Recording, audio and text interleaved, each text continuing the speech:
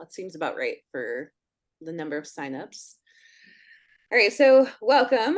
This is 5 opportunities that you might be missing in the publishing space, especially as we get into the year 2024. This is kind of the second installment of our original webinar, which was about 5 trends in publishing. And so we do have those 5 trends. We're going to try to tie some of what we're talking about back to those 5 trends. They were retailers to direct sales, distance to presence, backlist to subscriptions, gatekeeping to accessibility, and casual readers to fandom.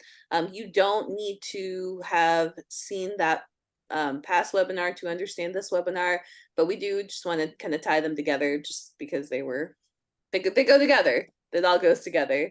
So Yes. this is kind of like a 4-hour webinar that you're joining at the 2-hour mark, but and the replay is still up as well. So you can go to writermba.com /5 trends, and the 5 is the number 5. So you don't have to spell that out, And but definitely go there. You can watch the first one, watch and listen to the first one. And I would say we are going to try and monitor the chat, but Monica and I get very in like the conversation going. So if you have a question, it is better to put it in the Q&A, especially because there's been about 40 or so notes so far, and I can't even keep track of where y'all are from, let alone like the questions. So if you have questions or comments, the Q&A is better, but we are going to be sort of, whenever one of us is not talking, the other one is like prepping and looking at the chat. So we are going to try and monitor both. But if you want to guarantee your question is answered, just put it in the Q&A pane. Yep. Right? That's right. Awesome. All right, so we'll start with the first opportunity, or do you want to do a more of an overview of what we're going to talk about? Well, I think that we should do like the first trend, like a trend, and then a little bit of summary, and then go into what the opportunity is related to it. All right, sounds good. Okay, so the first trend was there's a major shift from retailers to direct sales. And the summary of that is really just that I feel like it's just what we just said. Yeah. I don't know that there's a deeper summary. I think everybody is seeing direct sales becoming more prominent in publishing. Yes, absolutely. And what we're seeing a little bit deeper as far as the opportunity goes is we are seeing, or what our process has become is using the retailers as a sort of casual reader catch-all, and then funneling them into our direct sales environment. We call it casual readers to super fans, which we'll talk about as another trend later. But the thing that I really want to point out, I think, for the opportunity of here that people are not fully grasping is a lot. Well, I think I should go back and talk about Shopify for a second, because that's like a big part of what people have heard about us in the past. And like, I want to be clear, we are not anti-Shopify. We are agnostic on how you build your web store. What I personally, and I think Monica as well, has I don't want to say take exception with, but the problem is that Shopify has been equated to direct sales, or Shopify has been equated to web stores.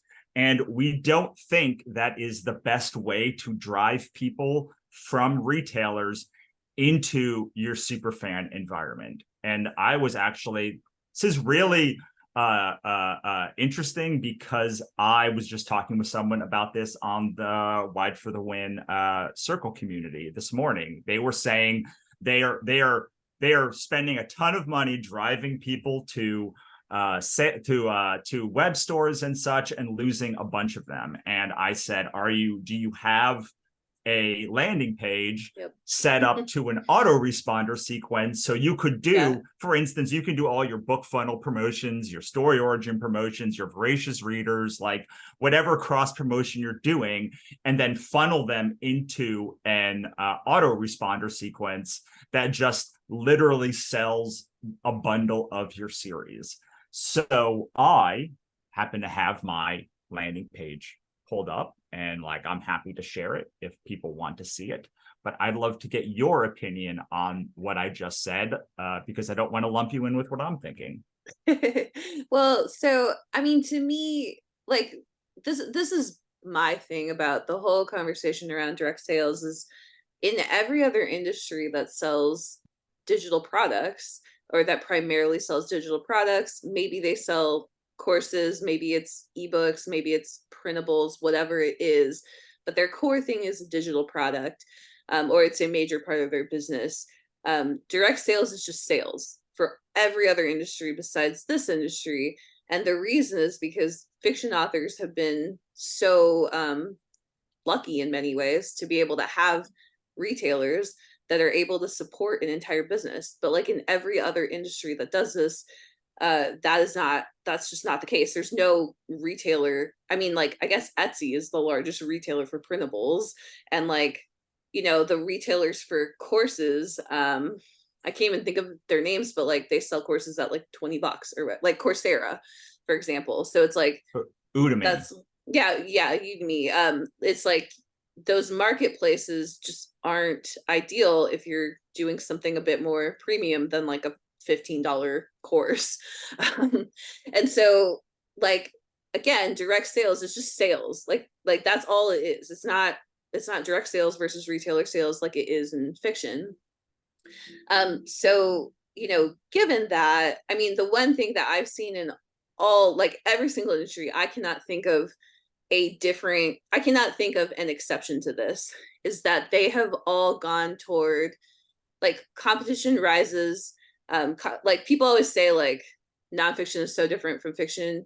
The one thing I would say about nonfiction is that it's extremely competitive compared to fiction. Like as much as we think fiction is competitive, like nonfiction is like wildly more competitive than fiction is. And also people are spending a lot more to get leads. Like it is not uncommon for a nonfiction person to spend $150 to get somebody into like a trial, or like get somebody into their lead, because they know it's going to lead to potentially $1,000 or $2,000. So like the 50-cent clicks when we talk to our nonfiction friends who do the same kind of work is like a bonkers low amount to pay. Comparatively, right? Yeah, I mean, I like most of the people I know who are like doing nonfiction, like a seven-figure business in nonfiction, are paying like $7 to $30 a lead. And so I just want to say that, because just to give you a larger scope of like what the landscape is in terms of direct sales, like it's just extremely competitive compared to fiction. So we're kind of lucky in the fiction space. But everything that I've seen is that as these areas get more, as the industry gets more competitive, everything moves to kind of like a content marketing, like nurturing model, in that you basically have to get somebody on an email list. You need to nurture them. Only like there are a couple of things that are working right now in fiction where people are sending maybe traffic to straight to a storefront, and their readers are buying. And it's like that's a very specific type of buyer, though, that like is probably like 1% to 5% of all the buyers that this author might have. Somebody who's ready to buy now is like very rare. There's also the other 95% who are not ready to buy now, and like that's where the email list and like maybe a landing page really comes into play. Yeah, what do you want to say, Russell? Oh, I was going to say, interesting. The person said they lose 98% of the people by running people straight to their landing page. So, it's like, so. And I think that's good. I told them, I was like, that's good. Like 1% to 2% of like conversion on like cold lead traffic is like actually pretty amazing. Okay, so there's a couple of questions. I am going to do the demo to show you both the landing page and the autoresponder sequence in general of what I use. But the first question is, define direct sales. And so direct sales is a spectrum that runs from something like Patreon, where you are collecting the customer data, but they are paying. They are handling the payment processing, all the way to something like a convention or a farmer's market where someone is standing in front of you, handing you actual money. So direct sales is somebody is buying directly from you. So that is different from catalog sales of Amazon or Radish or JCPenney or Kmart, where you are part of their catalog. They are handling the customer experience. Would you say that's accurate, Monica? Yeah. Yep. Okay. Then we have done that. If you still have questions about that, you can put it back in any follow-ups. The next question is, at what point does it make sense to start pushing subscribers to direct sales? Well, so yeah, subscribers, you mean like from a membership, or you're saying email subscribers? Seems that. So you can Okay. follow up this person, but like, yeah, I think he's talking about email subscribers. Yes. So I think, if you're talking for the purpose of this conversation, if we're talking about subscriber, it will be free. A free person, a member will be a paid subscriber.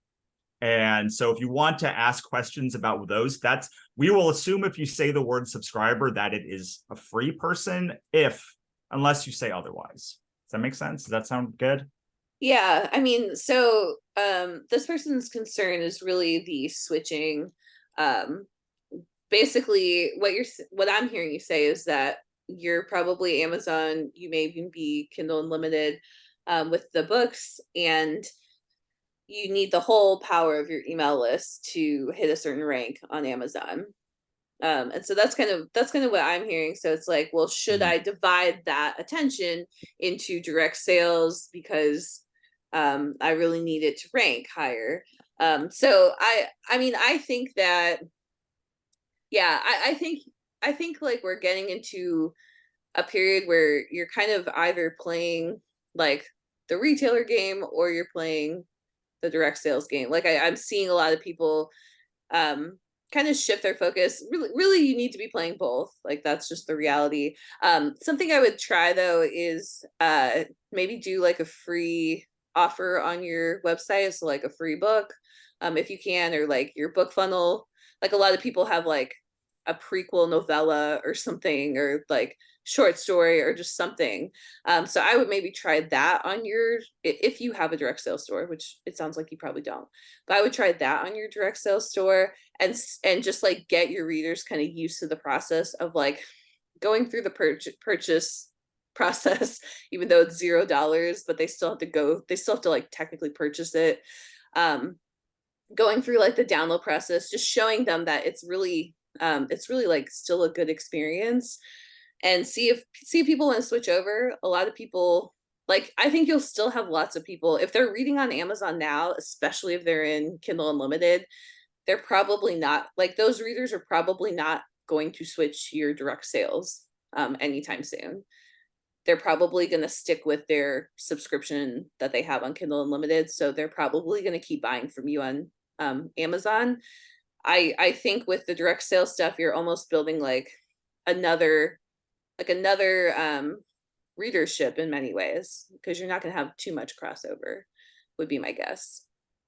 Yes. Okay, that was great. I love all the things. Also, if you are not in Kindle Unlimited, rank doesn't matter nearly as much.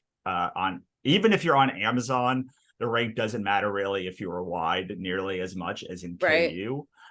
It's about the consistent marketing actions more than it is about like getting super high on any one thing. So if you are playing the direct game, you probably are also not playing the KU game for the most part, or on some of your things. And so that initial push that you need is going to be 6 per cated at least, or 5 per cated to get people to all of the retailers. And so it's probably going to be 6 or 10 or 8 per cated if you're doing also your own web store and direct sales and crowdfunding and all of these things. What I think is really important to this conversation is what we're talking about here is we're really talking about building an ecosystem. It shouldn't be like super weird to hear us say the word ecosystem, because are the creators of the author ecosystem, archetyping system. But what we're talking about really is kind of the 5 pieces of this ecosystem that all kind of need to work in tandem, which is great. But it also is a lot of, like, it's a lot more than just hitting the number on that I like publish on Amazon, starting Amazon ads, starting Facebook ads, and then pushing your email list over 5 days to buy in a consistent amount, which I assume is still the process. I actually haven't looked at what the best practices are on KU in a while, but like that used to be the thing is like, question here, Robert. A subscriber is someone who subscribes to your email list wherever that is. It is not the social media. I would call that a follow. If they're following you, subscriber starts to be you own the email, like you own the data of the email address. Like you have the actual email address. You can send them email, whether that's on Substack or it's on Flowdesk or it's on MailChimp or it's on whatever your provider is. Patreon now has one, Ream has one. Like these are people who might also be members who are paying, but they are at least subscribed to your email list or your publication or wherever you have your whatever. And then member would be if someone is actually paying you for a membership, either monthly or yearly or whatever, lifetimely, whatever you have that set up as. I would consider that also different from someone who one-off buys something from you, which is, I would just consider a buyer. So there are subscriber lists, member lists, buyer lists. And most of the time, those things do not, well, the subscriber list, but members, which we'll talk about in a second, so I don't want to get too deep into it. Members generally are not buyers, and buyers are generally not subscribers. Sometimes they are both. Usually they are 2 separate audiences, as different as the people that buy on Apple and Kobo and Barnes & Noble and Amazon and KU. All of those are a different readership in the same way that all of these segments are. And then segmenting is just taking your big subscriber list and segmenting them out. Say that's good. Yeah. Anything Yeah, to add that's to that? good. No, there's one more question in the chat that is, any chance you can elaborate on what an autoresponder sequence entails? Yes. Yeah, we'll do that. Like, do you want to? I think we should do that. Okay. This one in the chat has been asked for a while, so I want to elaborate on just kind of the methodology is, and I'm not going to go through what is in this like on the sales page. I'm not going to like break it down because like that's what we do in our direct sales accelerator course and in our membership, but I will show you kind of what the sales process looks like. So in general, somebody will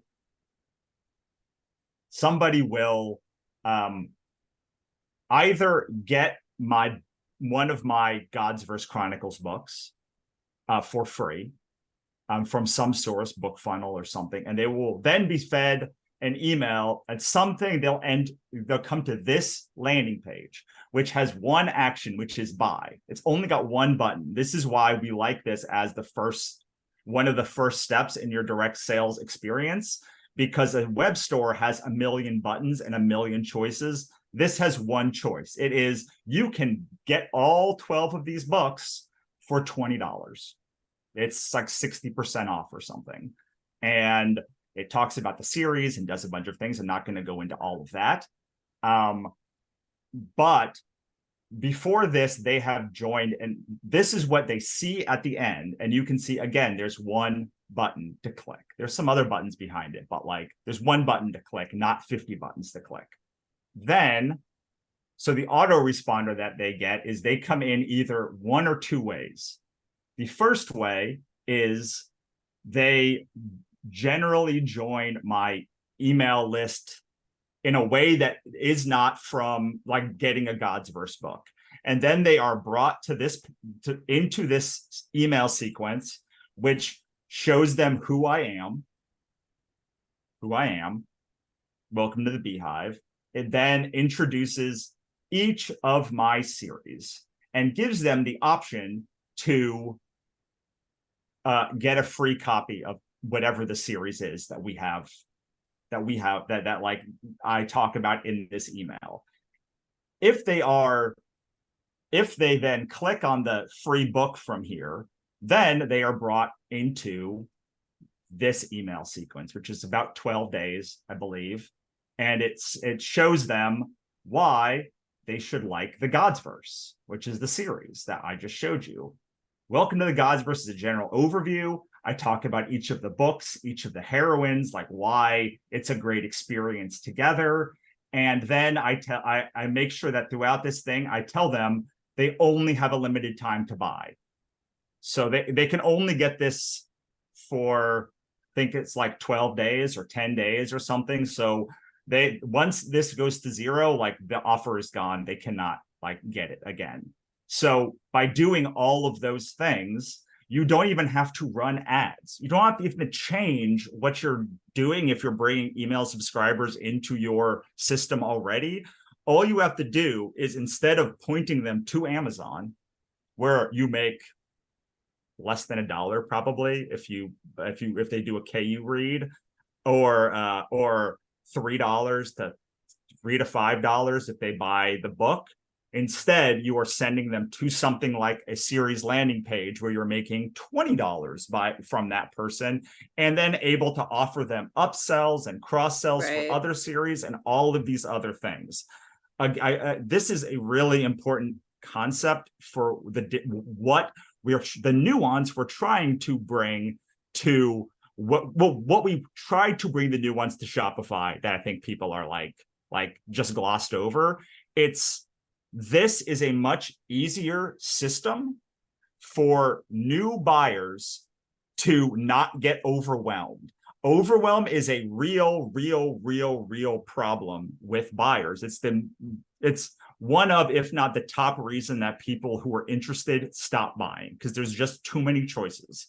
So something like a landing page like this is a great way to introduce somebody to a series and say, I will give you all of the books at a huge discount. And my big pitch when I talk to people in person, when I give discounts, is I am betting that you are going to love this series. And I am taking a $35 or $20 or 50% bet that if you like this, you will buy more stuff from me. Yeah. I think though, like the key with the landing page versus a web store, and I would just say Shopify, I think WooCommerce is the same, PayHip is the same. So it's really like two approaches. One is the landing page, one is the web store. And then there are people who use both, like Emily Kimmelman is a great example of somebody who she uses landing pages and then also uses the web store. And I think a lot of people are doing that, who have been doing direct sales for a while. But I think a couple keys are one, using the landing page, and like the other is like just having like getting the email address. I think that's so important because, again, only, like Russell was saying, I mean, I had said 1 to 5%. Russell said only 2%, like only about, like less than 5% of the people who would be willing to buy from you are ready to buy immediately. And so if you, and eventually, like let's say your audience is 100, like let's say you have 100 buyers, which is not true. You have way more than 100 buyers, but just for like simplicity's sake, we're saying that like 2 people out of those 100 buyers are willing to buy now. So like if you only had 100 buyers, then you're going to run out of those buy now buyers very quickly to be able to do your offer to. But if you have like, so let's say you have like 100,000, it's still only like what, 200 or 2,000. So it's like you're gonna reach those 2,000 buyers, like, and make those 2,000 sales still like quite quickly. It's probably going to take you a couple months to get there, or and so then you go out to 1 million, and it's like you see that like eventually you're going to run out of those buy now buyers, and that you need to somehow capture the other 98% of buyers that you're going to have. And I think that's where, like, when you hear us talk about this, we are always going to talk about like the email list, because of that, the email list, and then like this nurturing autoresponder. because they're like, most of your people they're not ready to buy yet. And the way we teach the nurturing autoresponder is really similar to what it's the same as what we do for Kickstarter.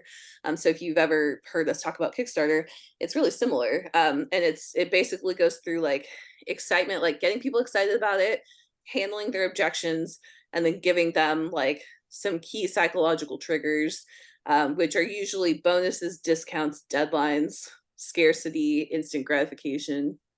I'm trying to think of like social proof, maybe. Like there's just like a handful of like key psychological triggers that kind of work for everybody that you would give them. So, and that's kind of what the autoresponder does. There's obviously more detail to that, but so anyway, that's why we're very focused on like honing your messaging. Because of that, we are also not as in like, we don't personally do a lot of we do our own testing, but we don't do a lot of teaching the testing. Like, we're just not really that interested. We're kind of like, get it to 90%, because if you know how to like break down your messaging really well, then you really don't need to do that much testing to make it work. Like, that's just like, yeah, like, so we don't do those, like, we don't do as much testing on like ads and stuff like that because of that. Well, we also, because we have a direct sales environment, like we know our audience very well. And so like we know what messaging really works for them also. There are so many questions. There's so many questions. I wish I could add them. Yes. I want to answer this one because it's in the chat. Please do, if you have not do the Q&A, but it's about inventory. And so depending on who you are, there's a bunch of different ways to do inventory. The offer I just showed you was ebook only.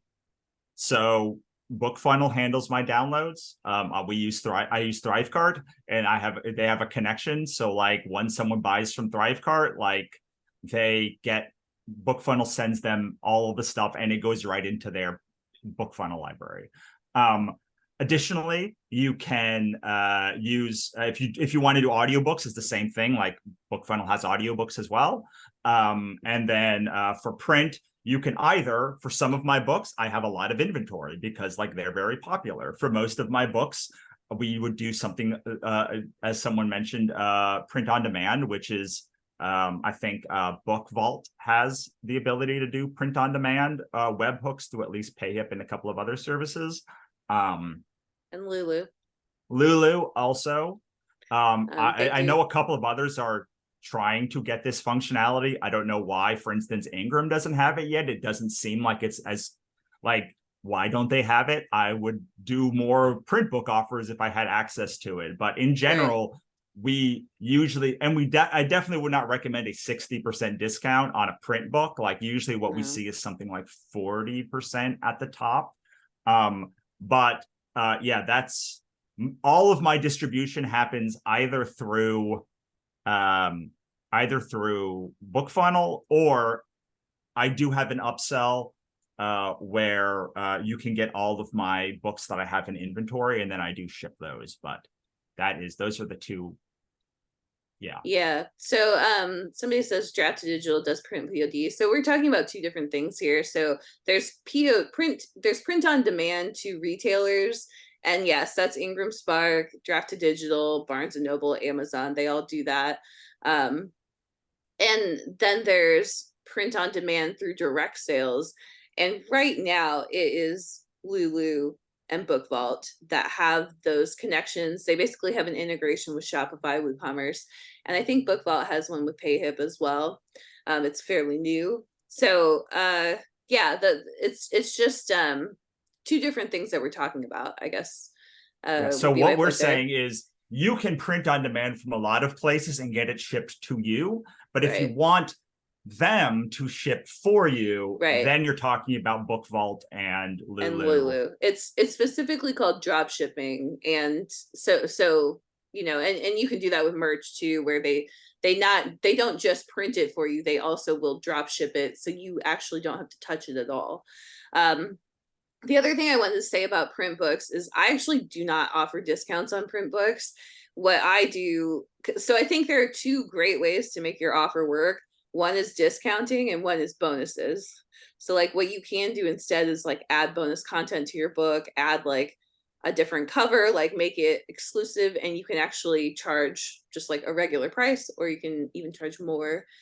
You could even add like signed book plates, for example, or if you're shipping directly from your garage or your living room or wherever, that you can actually sign the book, and people will pay extra. They'll pay like $5, $10 extra for signed books, because it's cheaper than them having to travel to your book signing. So people will do that too. And I personally have felt that works better for me with print books, but yeah, that's what I do. Okay. We got to get to number 2, We but do. there's like, so there's 9 questions here. We're going to answer these 9 questions that have come in as best we can quickly, and then we're going to move on to like the number 2. Otherwise, we'll be here for 20 hours. So rapid fire. How far into writing your first book do you start your email list? I don't before word 1. Do you have another answer? No, like you should start it now. I should have started yesterday. The next best time is now. If you don't have any content, do what I call 5 cool things. Go look at Tim Ferriss. Tim Ferriss does this probably as well as anyone. Yeah. Also, Morning Brew does it, but Austin basically Kleon. Yeah. Austin Kleon, I think, does 10 things. Yeah, he does his 10 cool things. Yes. Okay, someone says a lot of newbies. What is KU? So KU is Kindle Unlimited. It's you give your books to Amazon exclusively, and in return, they give it to their list of subscribers, and they can read it, and then you get paid by the borrow. It is the only one that has exclusivity like that. Otherwise, you are wide, which means you are on literally everywhere else. KU only exists for ebooks.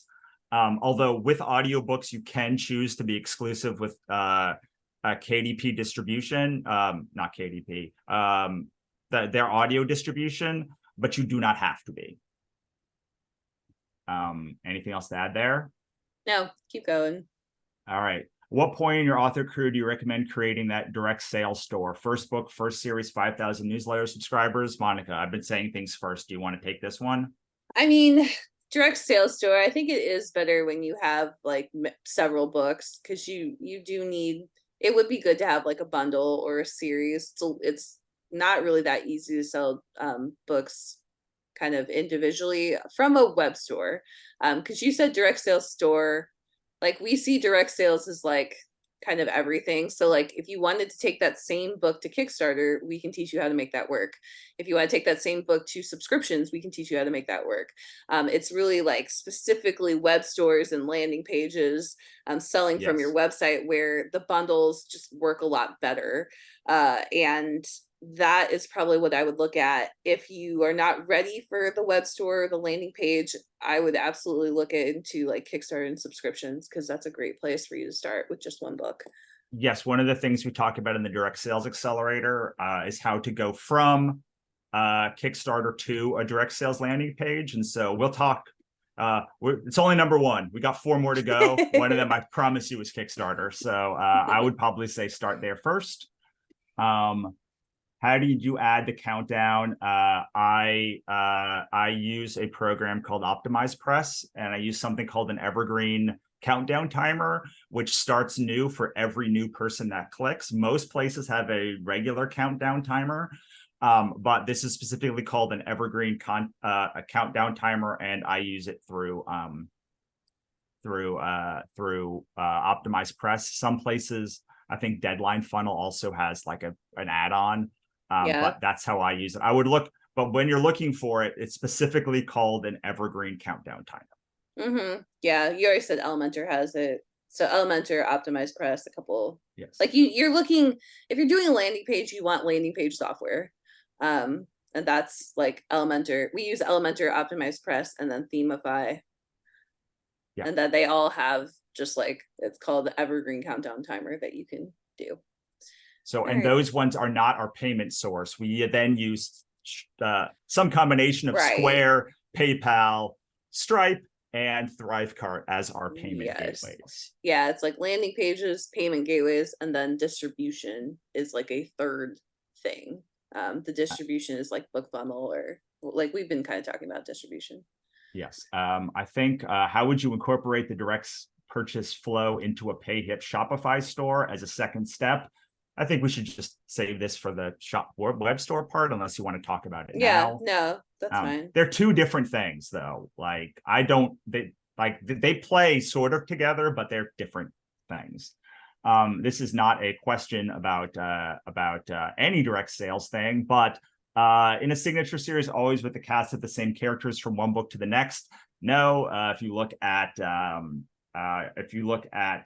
Gods vs. Chronicles or any romance series, usually it's there's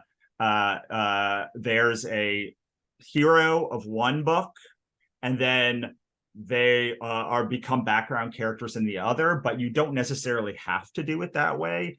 I would say that to make it a signature series that people want to read, the hardest part of an anthology and signature series is getting people to read from book 1 to book 2, because they're like, oh, cool, I have gotten a complete experience. So something like what thrillers do is they finish the thing, and then like there's an overarching like simmering story of like finding the main character's killer or wife's killer or something, and they'll do like an epilogue, and like the epilogue is about like the overarching story, so that gets people from one book to another. I think romance does the same thing. Yeah, and in romance there's a lot of, they basically talk about the they'll talk about the next couple in the later chapters of the first book, and kind of set it up. So, or at least if they're doing it well, I should say. Yeah. But yeah, I mean, yeah, it's you can do it too. There's really two different ways to do it, and it's either standalones in a series that are like tightly tied together, or it's the same characters and it's just kind of like almost a slow burn. Like we often hear slow burn romance, but there's also like slow burn fantasy, and like, you know, it's like the Hunger Games is like, that's pretty slow burn, you know, story. Like there's a great series by, trying to find it because I'm listening to it right now, by Frances Hardinge. The first one is called Unraveler, and they are just set in the same universe. But the universe is so compelling that you just want to, and the characters don't overlap, they don't relate, but like it's just such a compelling world. So if you have that compelling of a world, like you better be right. But like you can do it other ways. These are just the ways to do it easiest. Okay, this one is your landing page discount for print books. No, it's just for ebooks. If you look at Emily Kimmelman's store, though, she does have a 40% discount on print books, but she is so focused on getting casual readers to like start talking about her series that she takes, at least in the experiences that I've had with her online, she takes a big barely profit on a lot of her merchandise to get people talking about it. And I would assume that print books is a way that she can like, they can then distribute it to other people as well, possibly. Yep, she said that. We're not going to talk about Substack versus Medium until like another part, but we will leave that here. There's another subscription service one. How do you handle sales tax? We always get this question. Go look up sales nexuses. I would say I really am not comfortable talking about how to handle sales tax on these things. Yeah, I agree. You definitely need somebody in your area to do your sales tax work. Look up sales nexuses and Stripe tax. Like those are probably the two ones that are easiest to look for. So cool. Well, there's a lot of subscription ones. So should we go to the subscription section? Sure. We'll skip the next one and we'll go to the subscription one. The way we talked about this on the last thing, we called it backlist to subscriptions. It probably isn't the right wording. I've been kind of thinking about our wording on that because the trend was backlist to subscription. However, you are actually using your backlist in direct sales still, but it's just like what we were talking about was the idea that on retailers, you're kind of like hoping that your readers will go to your backlist, where on direct, and it's like very dependent on the retailer pushing them to your backlist. So you really don't own your product funnel. Basically, you don't own the path with which a reader goes through your back catalog, where when you move to direct sales, it kind of functions more like a subscription just in general, even if you're doing it through like a storefront or through Kickstarter or whatever, but you actually own the product funnel process. And so that's something that is both terrifying and like awesome, because you probably know, like, this is my most popular series, and then people who love this series also tend to love this second series, and then you kind of know,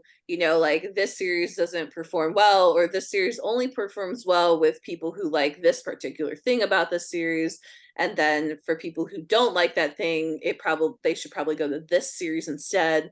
And so you can kind of like create a little decision tree about your different series. And so that's kind of what we were talking about there. Yeah. Well, you said something that got like, well, people jump down your throat, and so I will say it this time, because like, and I'm not gonna like answer the jump down the throat questions. Michael Evans did one of our talks a couple months ago for members, and he said, even if you are on retailers, you have a subscription business, because your job is to get them to come back to the next book, and they are like, in essence, even though it is not true, like technically it's not a subscription. Like, we're not saying that like suddenly you have a subscription on Amazon. We're saying is functionally what you have when you do a series or you are an author is a subscription business, because you want people to keep coming back to your business to buy the next book, read the next book, take the next experience with you. And so the opportunity is to, instead of Amazon controlling your subscription business and how much you can make for it, you now control your subscription business. But either way, you have a subscription business. Yes. Yeah. His stuff on this is just phenomenal. It's really, really interesting. And he's so right. In how he was talking about it, and how he noticed that now he specializes in subscriptions, so kind of makes sense. But yeah, I think I had never thought about it that way before, and just the idea of like, essentially you're trying to get somebody to come back for like that $5 hit over and over again. And the music industry has the same issue, right? Like, they're trying to get people to like buy the next CD, essentially. And not CDs anymore. Now it's just like little digital songs that they're trying to get people to buy. But it's, it's like a subscription is kind of like, it's like kind of this evenly priced thing, and it's like experience after experience. And that is really what you have on retailers. And what you're trying to do is like just kind of daisy chain these sales together in many ways. Whereas an actual subscription, you're doing the same thing. You're daisy chaining sales. You're focused on retention, which you should also be focused on at retailers. And it's almost impossible to get at retailers because of the algorithms. So anyway, the shift is really like a mindset shift of like, yes, we're not going to let this happen by chance. We're going to actually like own this part of our funnel. Yes. So if you are a KU author, you probably understand the book a month release in KU is, as David said, is to earn consistent income. Like, it is a subscription model. Like, it is, you are getting people every month to come back and give you $1 to read your book, basically, or $1, whatever the amount of money it costs. They're going to pay you that month, and like however long your book is. But it is a subscription model. So if you take that model, the opportunity is you can own that experience and make it better for people and better for you. So there's 3, I think, main platforms. I think we should put aside like the Ko-fi, buy me a coffee, like you're going to do one-off. Like, they're not really subscriptions, even though people always try and lump it in the same conversation. They're much more buyers. But there's basically Substack, Ream, and Patreon. Like those are the three big, I think, Bigger players in players, subscriptions. Yeah. And Ream and Patreon work very similarly in how their mechanics work. I think there's multiple tiers, and you choose the tier, and then like you get whatever the experience is for that pledge level for that month. Substack is a little bit different, but there are other types of experiences like there that are retailer experiences that are subscriptions that are not Amazon. So I want you to we should talk about these 2 or 3 different models. But Medium is a retailer because you don't own the funnel of the people. Like LinkedIn, even though it allows you to build the email list, you can't actually export that email list anywhere. So like I would also call them retailers. And Right. then places like Wattpad and Radish and Royal Road are also retailers that have that experience. Is there, you seem like you wanted to add something or change something, or yeah, like they're, I would say like fiction apps, but like Vela and Radish. But yes, they are far more on, like, in terms of a spectrum of like you own the data and you don't. They're very close to retailers. I think social media is the same. Like social media is like the ultimate way we understand retailers. And I hear authors complain about social media all the time. Like, you don't own the audience, you don't own this. It's like literally the same thing is happening on Amazon. Like it's the same thing. Like you also don't own the audience there. So retailers to me are actually quite similar to social media. And I think authors are kind of waking up to that and seeing the possibilities when you do own the data, and like how much more of a safety net that could be for many authors. And so yeah, I'm with you. Like to me, when I think of subscriptions, I'm really thinking of the 3 that you mentioned: Ream, Substack, Patreon. Those are the 3 that I would personally look at if I were really any author trying to decide which ones to use. And I would say like both Russell and I use Substack primarily at the moment. I'm also starting to get into Ream, but not quite set up there yet. I've tried Patreon. It wasn't like, I don't see a lot of use for it since we already have Substack and Ream, which are more geared towards writing. Patreon's kind of like, it's very popular. It works better, I think, for like other stuff like podcasting. Like it was built for like podcasting and YouTube. And so you can adapt it to writing. But I, like, for me personally, I'm not saying, there are lots of people who make a ton of money on Patreon. I want to say that. well, there's also Patreon. Okay, so I'm going to assume everyone's taken our author ecosystem quiz if you've been sitting and listening to us talk for up to maybe 3 hours. Like Patreon and Ream are great for aquatics and forests. People that really love the experience of packing up boxes and like doing book boxes and like making cute cards, and like I have so many cute like little knickknacks and things that people have sent me from Patreon, and it's Me lovely. too. Yeah. That experience horrifies me to the core, because I am a Tundra and I want to launch something and then literally never think about it again for my whole life. Like I never want to think about that thing again once it's done. And like I'm on to the next thing and the next thing and the next thing and the next thing, which is why for me Substack works better. One, because like it's a Skinner box. I really like that makes sense for me. It's like there's so much organic reach that Substack helps you achieve that, like, even if you don't get any paid subscribers, you can still get free subscribers. I don't like their followers, but like you can get followers. Like their followers. But like you can build there is a ton of organic reach you can get on Substack that you can't get on really Ream or Patreon. When I tried those other services, and I've tried like 10 in my career, those ones never worked because I had to keep bringing my own audience to the subscription, and my audience is like a Tundra model. And so I was like, I need to build a subscription model with a whole new group of humans, but I can't do that if what I'm doing is launching books. So Substack allowed me to focus on building a basically whole new audience that is already bought into the subscription business model, and not and not have to continually bring my own audience to the table and to the fore. And then once I release an article, unless I'm referencing that article in a new article, I don't owe them a bunch of knickknacks because there's only one subscription tier. Well, there's two, I guess, because there's a founding member tier. So like, it really, the unfair advantage of Substack is the organic reach.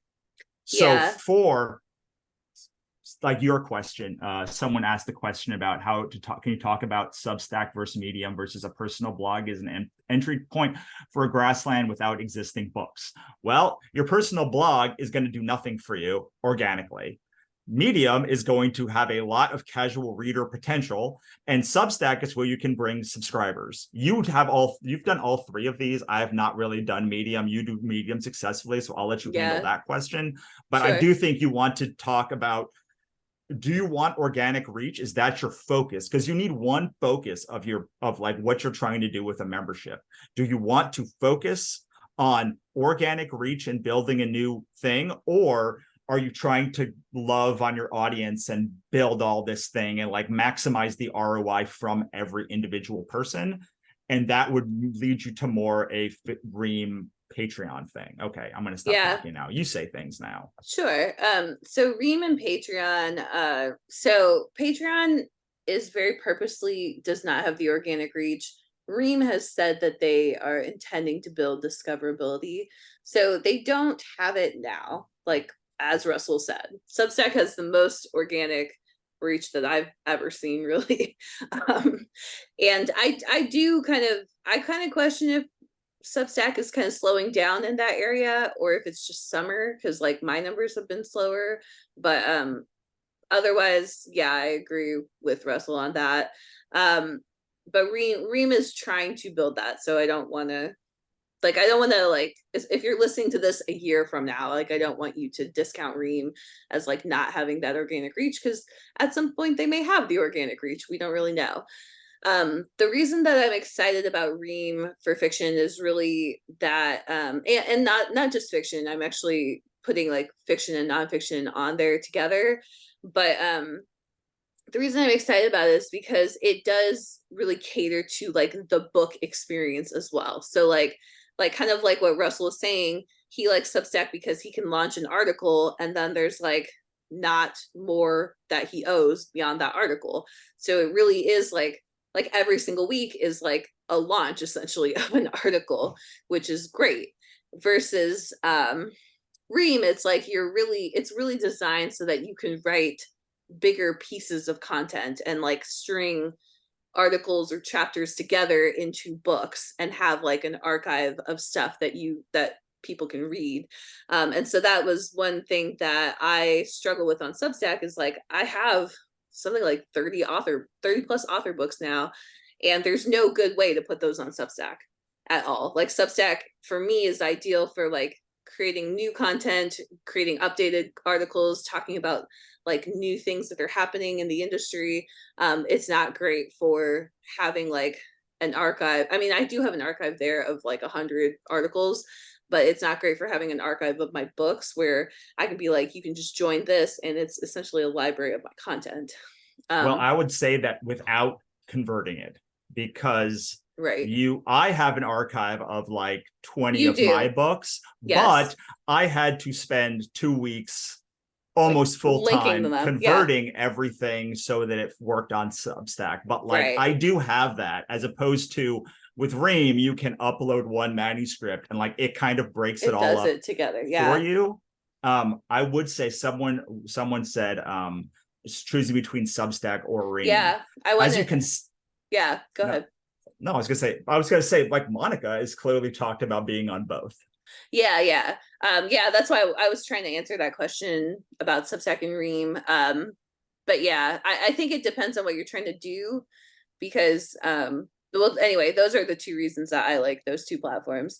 As for Patreon, like again, I don't like, for me, I've decided to probably shut down my Patreon. I know there are lots of authors who are successful, so I'm not going to say like Patreon is not necessary for authors, but like from my perspective, that is kind of how I feel. It's at least not necessary for me, because between Ream and Substack, like all my all my needs are met, basically.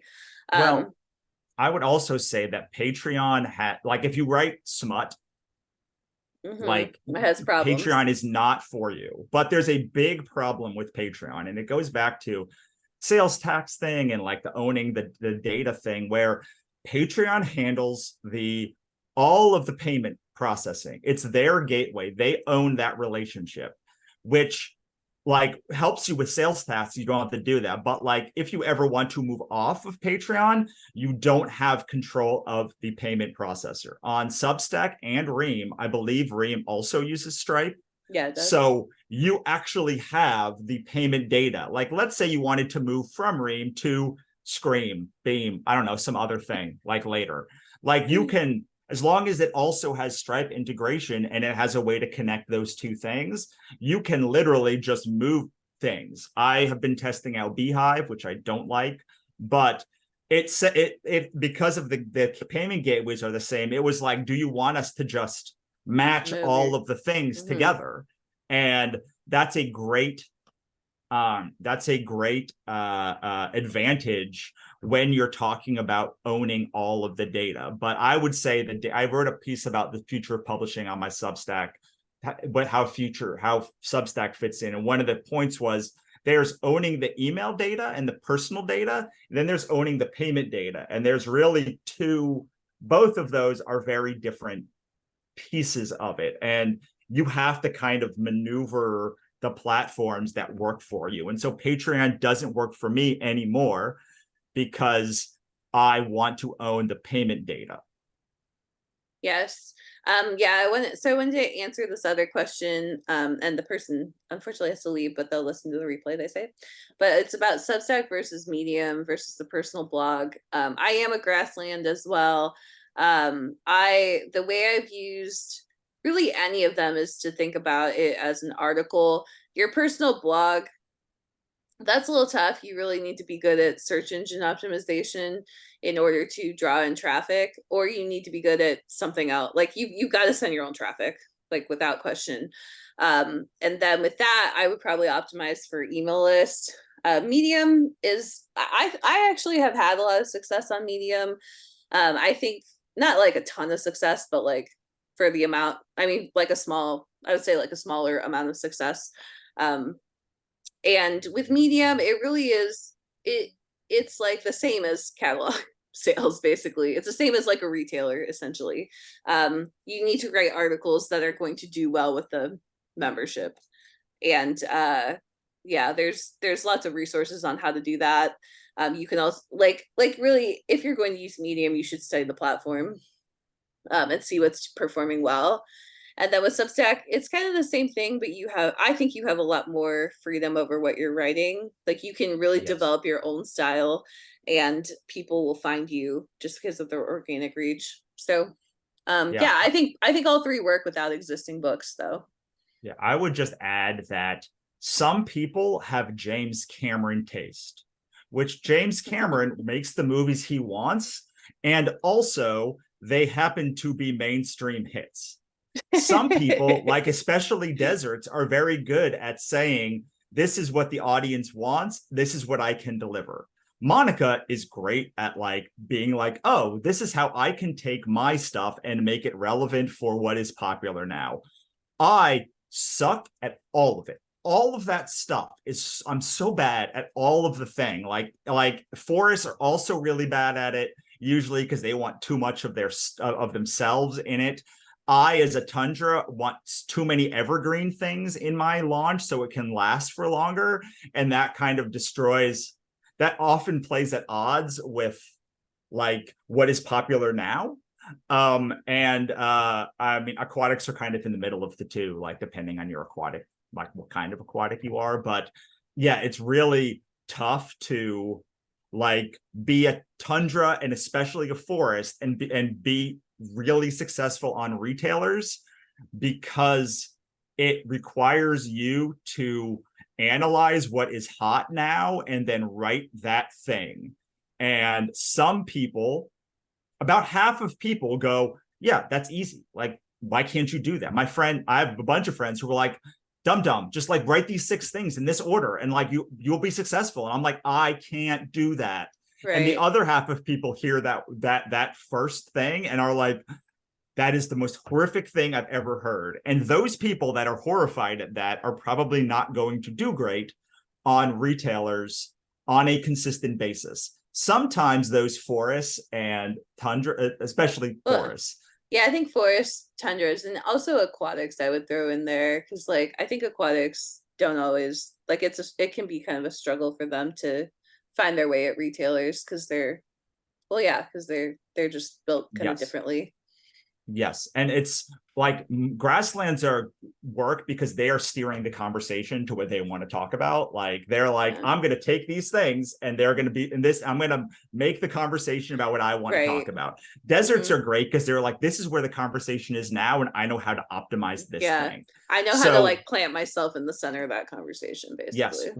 What's great about like when you see a forest who has been super successful, usually what happens is they got the market at the right time for their thing and they like shot up to the top. But what happens with those forests is they have a pretty steep, like that when that trend is no longer there, they are still doing their thing. So they end up having really successful careers, but they're not pumping out the thing that is hot. They just happen to have found a thing that is hot. Yeah, like I think of like Neil Gaiman is a great example of a forest. Like somehow he's able to write like very weird stuff and also like hit the market, but it's almost like, I don't know, it's almost like his taste like just happened to land, and then like he found enough kind of weird people to like follow him, and then they just keep like following him basically. But yeah, like to me he's a good example of the forest. You want to know what we're talking about? I'm putting a link to the quiz. Yeah. Okay, there you go. Right. Okay, so subscription for kids books. I would say go look at my friend Tyler James and his thing, C is for Cthulhu, because he created a really successful Shopify and big brand. I would think you would probably want to do something like a book of the month. That'd probably be successful. I don't see how you would like. I want to give my niece and nephew, for instance, a like gift all year, but like I don't want to give them 20 books at once. Like that's just I don't know if I like too many book. Yeah. So I would say if you can theme it, Slumberkins is actually a good one because Slumberkins, each book is about like anxiety or fear, and they have these little bundles that are like self-esteem bundle and like happiness bundle or like those kind of like blocks. It's much like a series where you probably like a few people will buy all of the books, but most people just like really want like to teach their kids about happiness or self-esteem or like whatever. I don't know. I don't have any kids. I don't know why I even took this question. Like Monica, you can. Well, so like the reason we would get a subscription box. So yes, I think a book a month is a great idea. But definitely study people. Like we've never done a subscription box, or at least I haven't. So like definitely study what people are doing there. And I would also check out Kickstarter, I think, and Tyler James is Russell's mentor on Kickstarter. And he does like comics and kids books and stuff like that. So I think there's a lot of opportunity there. But the reason like I have a 4-year-old, the reason we would buy a subscription box is because my kid, like he like is obsessed with getting mail. Like above all things, like he doesn't want 20 books at once. He wants to like open a package more than anything. And he even like he started going to our family members and asking them to send him stuff from Amazon, which I think is hilarious. So yeah, definitely I think it's a great idea though. All right, so let's see. Somebody asked about owning the payment data. What do you want to do with it? Do you want to do that? Sure. So the payment, like, I don't know, you don't really do anything with it unless you want to leave a platform. Like this is all about having switching. Yeah, your own, like you have control. Like if you learn nothing else from the 4 hours that we have talked, the 2 and then this one, direct sales is about control. It's about I hate this word, but I'm going to say this phrase, but like it's about printing money on demand, and it's about like you have control. It's a ton more work, but you own it. Like, and you can say, oh, like I'm $2,000 short this month. Like I'm going to go create a special offer, or I'm going to go like make something for my membership, or like whatever the thing is, whatever your functional thing is. I'm going to go launch a new book on a Kickstarter, like whatever your modus is, you own it. And when you don't use Stripe or Square or whatever that you own the payment data, it means, so we have a friend. I won't name her because I don't know if but she has a very successful Patreon, and she is trying to move to Ream. She makes $20,000 or some huge amount of money. Yeah, we don't know. A month. We don't know. A lot. She has thousands of subscribers who pay her money every month. On Patreon. But she doesn't want to be on Patreon. She wants to be on Ream.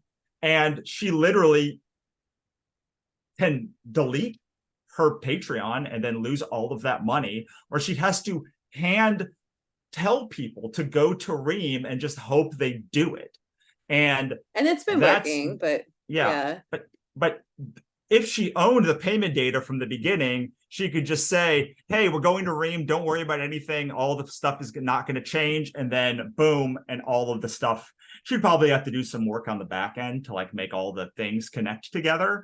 She may have to hire like a expert to like make that integration happen between like a Stripe expert. But with minimal effort, she would be able to bring everyone from Patreon over to Ream. Right. Or wherever. Yep. Yes. Okay. So we're done with, oh no, we're not done with that question. Okay. So then somebody asked, a quick look at Medium. It looks like it's geared toward nonfiction. Yes, it is. There's a fiction section.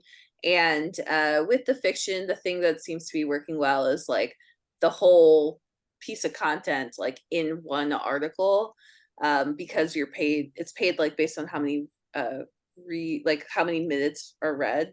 So people, they don't really click between the articles. And that's one reason I haven't put any of my fiction up on there, but I think I'm going to, because it's just a good channel to, well, there's not a lot of competition in fiction, and it's a good channel to get people over on Substack. So I'm probably going to do some stuff there, but I have not yet. So there you go. All right. Do we want to answer this question about, oh no, that's in a different section. Well, I think we're done with that section. We've clearly gone all the way, dive down. So let's talk about web stores and opportunity in web stores. So do you want to do a little bit of overview before we dig in? Yeah. So the trend for the web stores was gatekeeping to accessibility. And really what that was, it's just the idea that, I mean, it's a couple of things. Like there's so many like so much of how publishing has gone has been to like remove gatekeepers. So the most recent big overhaul of gatekeeping has been just the ability to become an indie author. So traditional publishing was the gate that was the gatekeeping that was happening, and now publishing is more accessible. And so that is what's kind of happening with direct sales. It's not publishing, it's actually readers, it's audience. So there was like retailers were kind of gatekeeping the audience from authors, and now authors are able to go find that audience themselves and develop their own email lists and sell direct to those readers and set their own sales terms too. Like on Amazon or any other retailer, you don't actually control your sales terms. So you just have to kind of accept their sales terms and their content guidelines and like all sorts of stuff. Like there's the way they do search, the way they promote books, the way they do visibility, the way they send emails. Like there's just so many things that we accept at a retailer that we don't realize that we're like, I don't think we're even conscious that we're accepting it. And then when you go direct, you don't have to accept any of those things. You can set your own terms. Like you could say, I'm not going to do refunds. And then you'll still deal with chargebacks probably, but you won't have people just like easily returning books like they do on many retailers. Yes. So there's just pieces like that where it's just a way to gain more accessibility over your business. Yeah. So I would say, just to add to it, this is a very, very, very, very, very like basic level of the publishing industry as a whole. But prior to roughly the end of World War II, before that time, publishing was basically only possible for the leisure class. In fact, if you want to talk about like why money is Goshen publishing, it goes all the way back to that.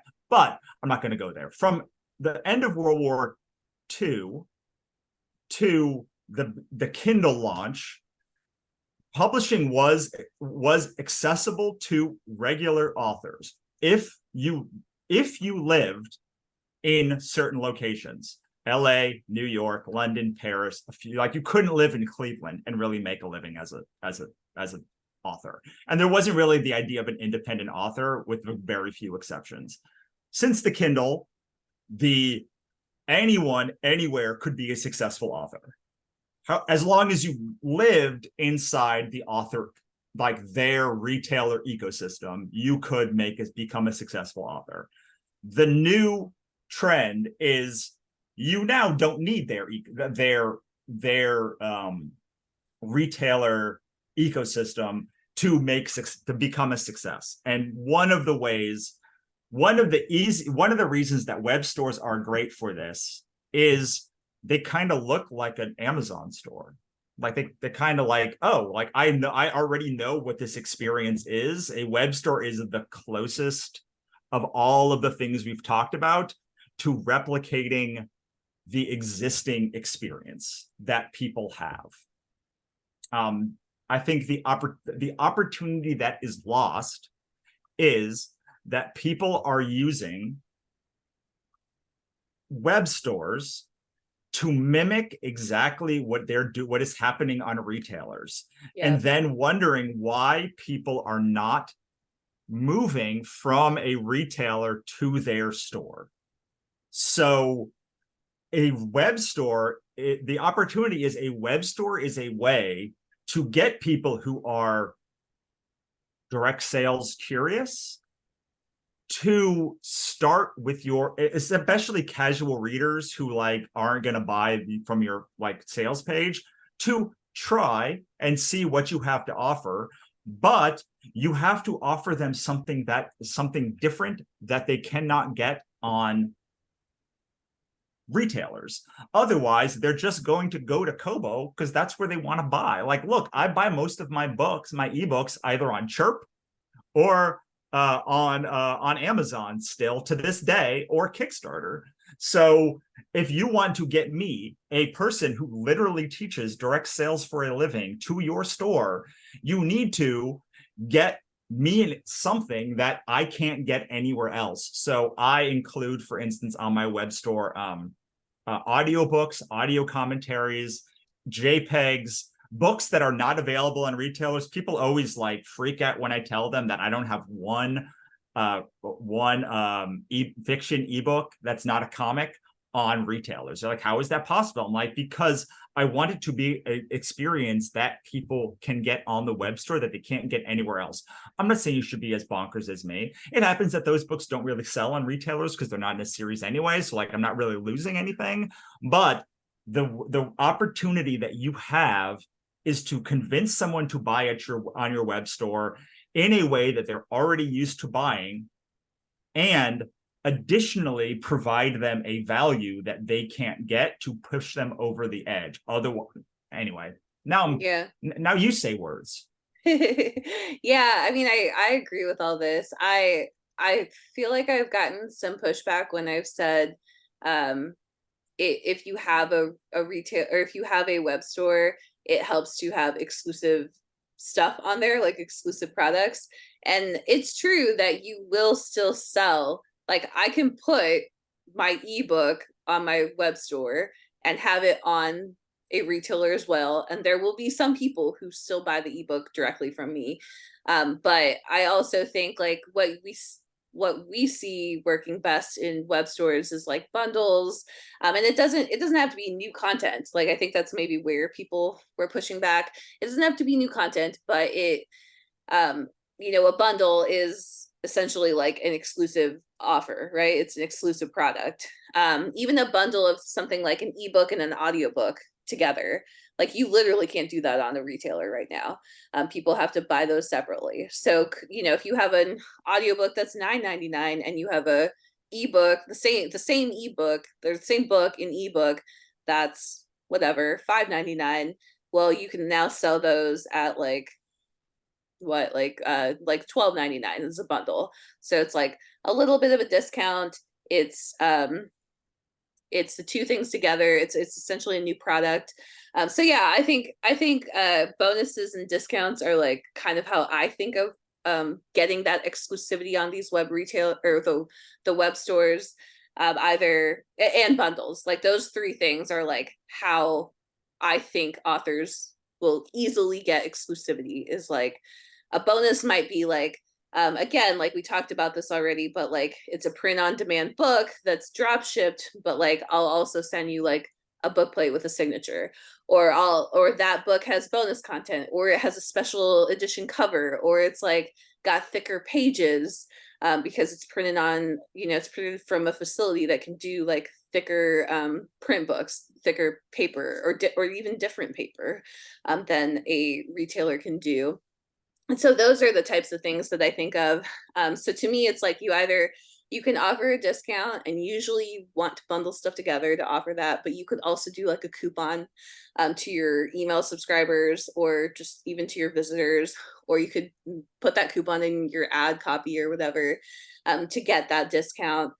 Bonuses, I tend to prefer bonuses, and then bundles helps you create new products. So and there's lots of other things you can do, but those three are like at the core of, for me, of like my web store strategy.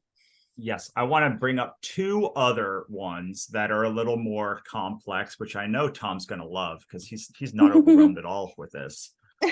Two things you can do on a web store. You can also do this in a special offer on a landing page, but two things you can offer on a web store that you can't otherwise is, we're going to keep going back to this ecosystem concept. You can offer 10 books from 10 different authors. You can offer, like, let's say you want to do a luxury pack of a book and a candle and bath bomb from like all local people.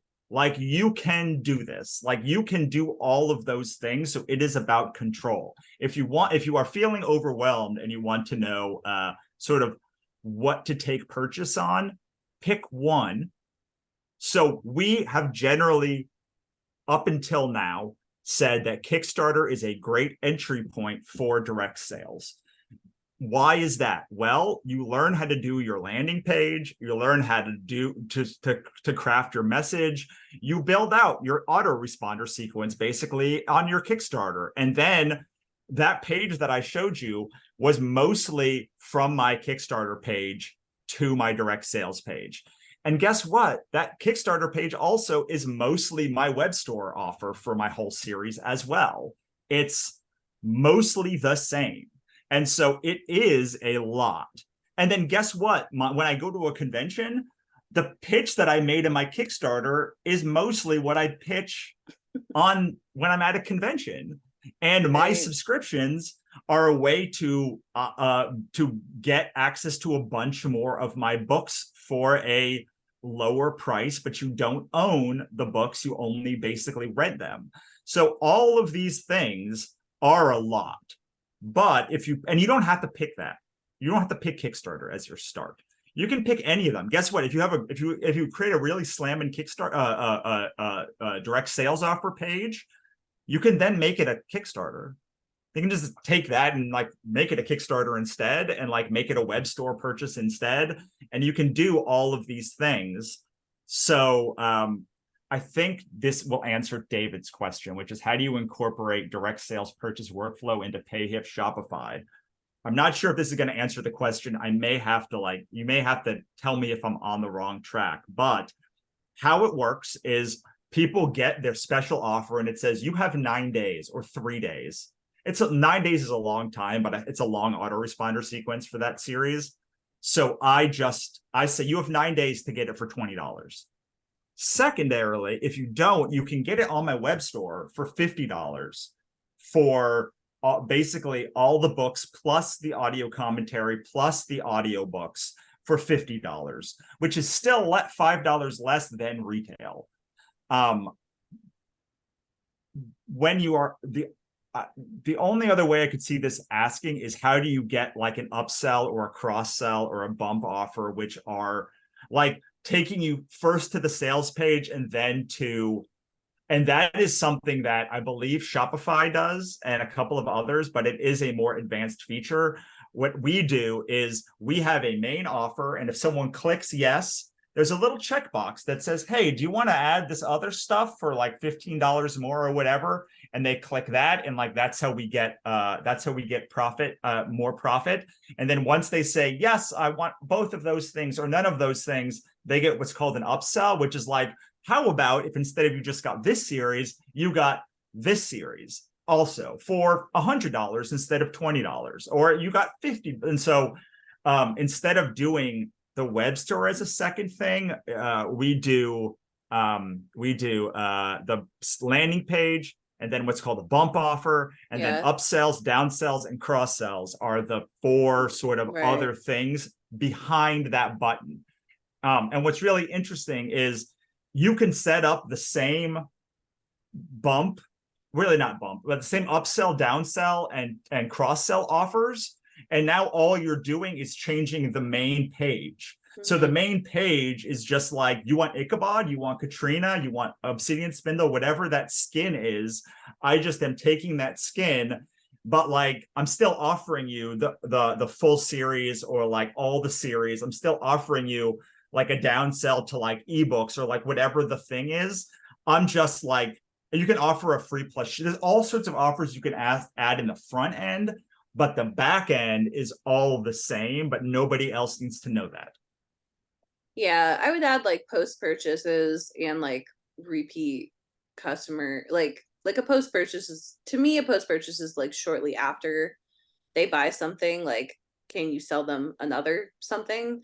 And then like repeat customer is really like that subscription concept that we were talking about earlier. Like, how do you keep stringing, how do you kind of like daisy chain these sales over and over again?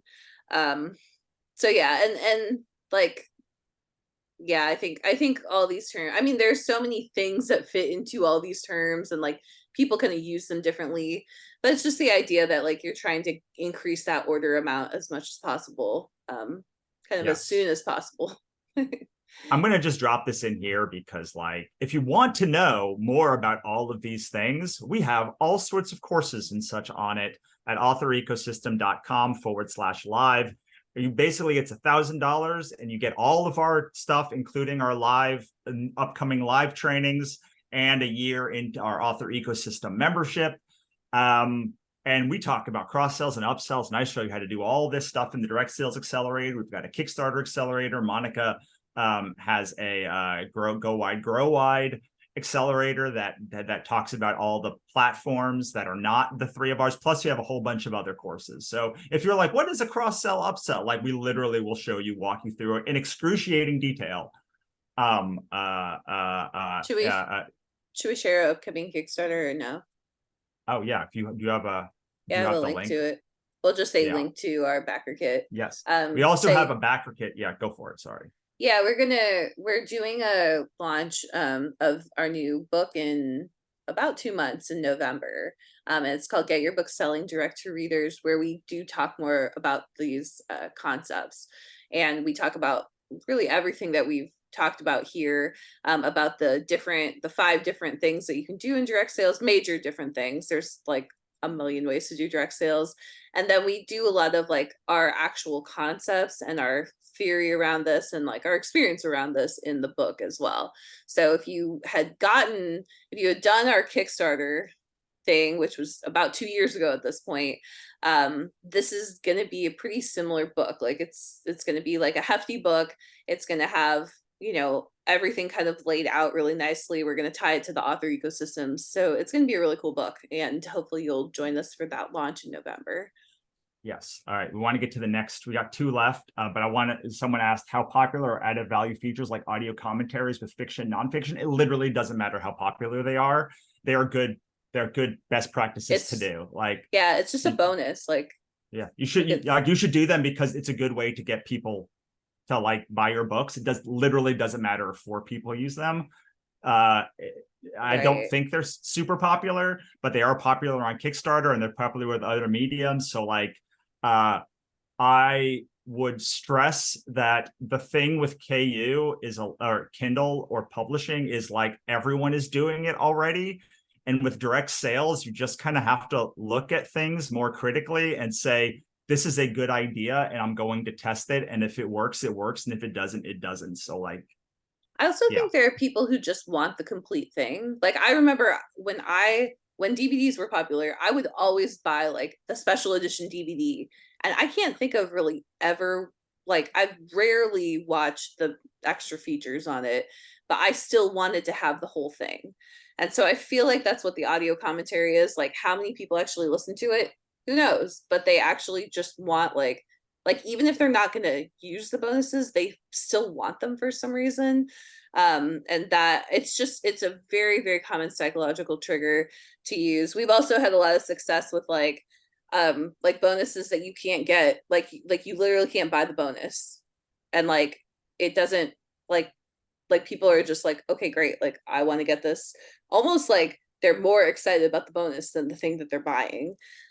So but anyway, bonuses are just, it's this incredible psychological trigger that can kind of get you away from having the discount stuff, because I feel like with books, the thing that people tell you to do to market them is to discount them.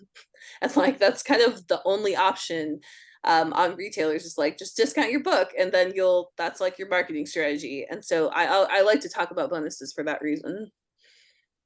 Yeah. Okay. I think conventions, and then we end with Kickstarter since that's the most popular, and Sure. conventions is probably quick.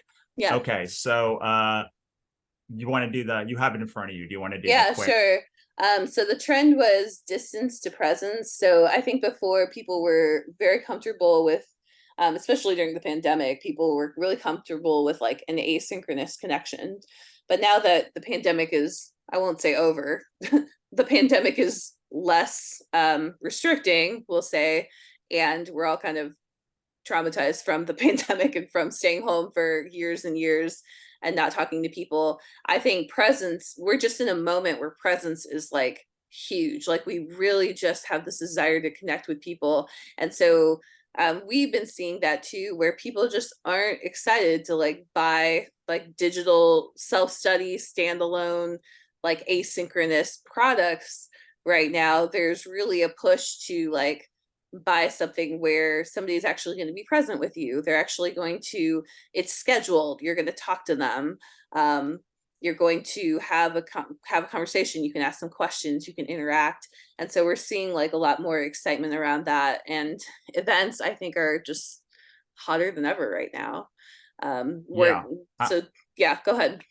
Well, I would say that like most people understand events to be like I'm sitting at a table and like I am vending at a table. But like the opportunity really, especially if you're an aquatic, probably if you're a forest, is so many people are starting to run their own conventions. We've met a bunch of people. I know there was just HopperCon, Christopher Hopper's event.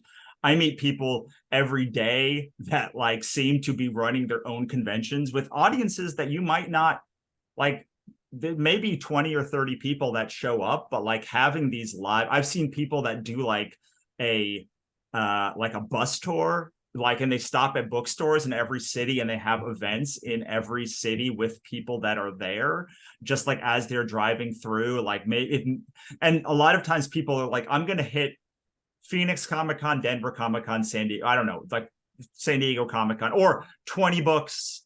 Well, that's a long way away. I don't know. They pick like 3 conventions, but they're like, I'm going to drive between them. I'm going to have events along the way. And so you being the nexus point of the convention is something that is, I think, a relatively new thing for indie authors. It's always been a thing for the David Sedarises of the world, but it's becoming much more prominent, especially if you mix it with like the subscriptions and other things to do these events and really be in front of your fans, not how I've always thought of conventions, honestly, which is like using them to find my fans in streams of other people's fans.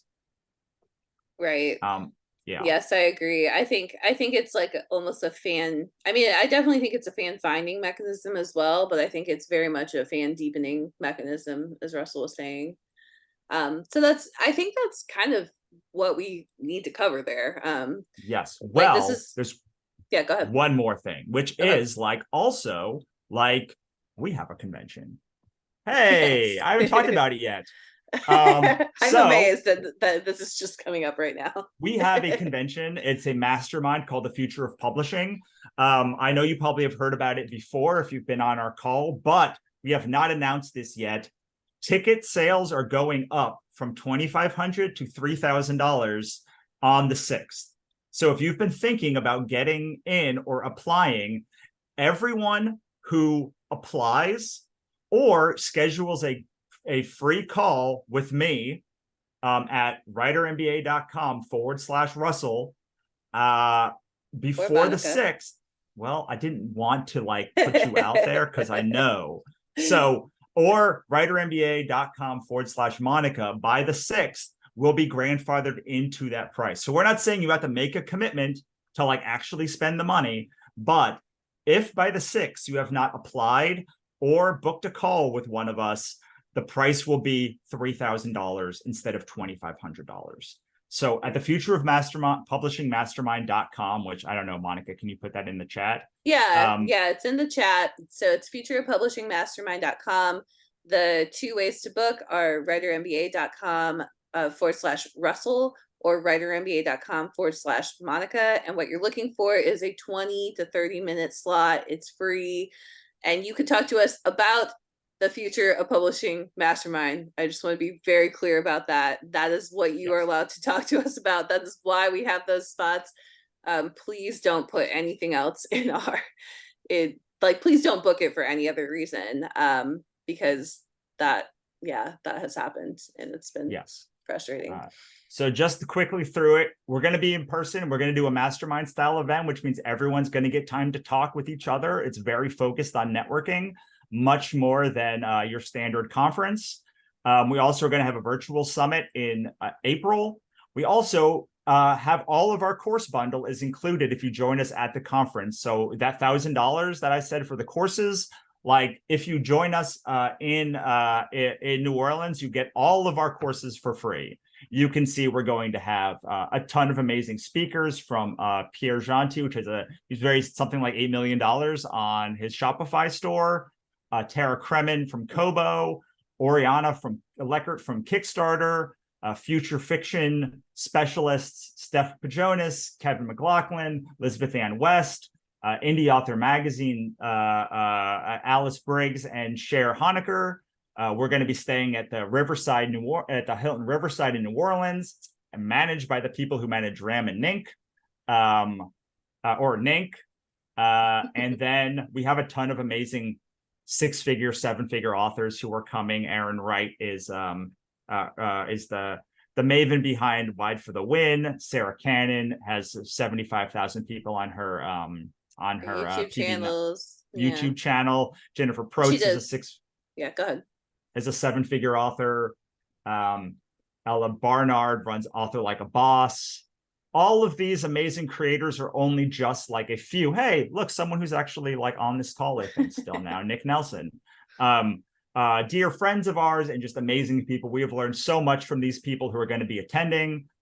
Plus, you get access to our monthly calls, which are, you can see a couple of the others, Amelia and Michael, we talked about already, from Ream.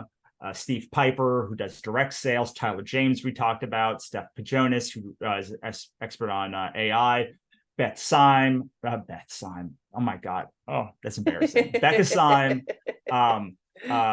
who is Author Success Pro, Michael Bloom, who owns a production company here in LA. Jennifer Hilt is joining us this month to talk about tropes and getting your books more hooky and marketable. You can join us virtually. You can get just the course bundle and join us virtually, or you can join us in New Orleans. And all you have to do is go to futureofpublishingmastermind.com to apply. We have left this early bird link open for about 4 months longer than we thought, because life happened, but we really are going to raise the price this time. We've never actually said we're going to raise the price, but we are going to raise the price next week. Yeah. Yeah, we also are like close to selling out of our slots for that. So yes. Yeah. So then our last thing is going to be the last trend is the casual readers to fandom. And so this is the one where we want to talk about basically launch crowdfunding, because we see subscriptions is also a type of crowdfunding, but basically launch crowdfunding like Kickstarter. And obviously we have talked a lot about Kickstarter in the last couple of years. We have a book on Kickstarter, Get Your Book Selling on Kickstarter. So what do you, so I know what I want to say about Kickstarter and how it relates to casual readers and fandom. Do you want to, should I talk first, or go ahead? Well, I can go first, because the thing that we find is people that don't hit the launch button. And so I think it makes sense to talk about 2 very easy ways for you to get into direct sales. And I think that Kickstarter is the best way because it is live launching and it's time-based. So if you hate it, you only have to do it for 14 days or 17 days or however long the campaign is. You never have to do it ever again. We've talked to people who did it one time and they love it. Talked to people that said, I hate it, I'm never going to do it again, and people all the way in the middle. But if you want to do direct sales, honest and truly think Kickstarter is the best way to start, because it is a very limited time commitment. Subscriptions really work much better if you do them for a long period of time. Like years. Like years. Web stores take a lot of time to optimize, like all of these other things. Like Kickstarter is very forgiving. They have a very creator-focused community. I mean, Indiegogo, some of the others, Crowdfunder, whatever the others are. I mean, we have a book on Kickstarter, and like I love the people at Kickstarter, so I talk about Kickstarter. But the opportunity you're missing is giving your fans a special, unique experience that they can't get anywhere else. And so there's 2 very easy ways to get involved, and we have something called the easy, simple, 1-page Kickstarter page formula in the Kickstarter in our Kickstarter group. But it's basically part 1 option is an anniversary book. If you've been working on, I mean, the first launch is also one. So like, if you don't have a book yet, I still think Kickstarter is the easiest and best way for you to get started, because it starts you on a direct sales mindset. But assuming you have books and you're like, this is all so overwhelming for me, Kickstarter is great because you can do something like an anniversary book. An anniversary book is amazing because we all have them. The books are already done. They already sell well. And like, we know there's an audience for them. So 3-year, 5-year, 10-year, we've had Mal Cooper is one of our students. She's just did a 10-year anniversary one. See 3-year anniversary ones with like, basically all you need is a new cover, a new interior formatting, probably maybe with some nice like stylized chapter breaks, and probably a new proof. Like, just because you should, I don't know, you can never have too many proofs. So like, I always get a new proof. I always use it as an excuse because that's a nice marketing point. The other one is a second chance book. A second chance book is a book that is much loved, but wasn't much loved by enough people. But you know, you love it. It's gotten, like, the people that read it love it, and you just want to give it another chance at success. The reason why these are great is, again, they're done. You just need a cover, the same things that we talked about before. And the people that love it are willing to spend more money on it. So there may not be a huge audience, but if they're making $20 to $50 to $100 per person because they love it so much, and we have had people that like had 100 backers and it was $85 a backer. Like even for a book that was a series that like was not super popular. And those kinds of experiences can turn around a book's life. It can turn around a publishing life, and they are very easy to execute because you already have most of the marketing copy. You already know what people think about. You already know. You don't need to do sprayed edges. You don't need to do like 50 different formats. You don't have to get vellum inserts. You don't have to do any of that stuff. Every single time I hear someone saying like that is the best practice, I'm like, that's really weird, because Monica and I like literally wrote the best practice for this. Like we made the definitive guide for this, and in nowhere did we say you need vellum inserts. And like, so like, I don't know. I think I have some authority on this book. Like we've written the definitive guide to this market, and you do not need, I will tell you right now, you can say Russell said on this live stream that you don't need to do all of that stuff.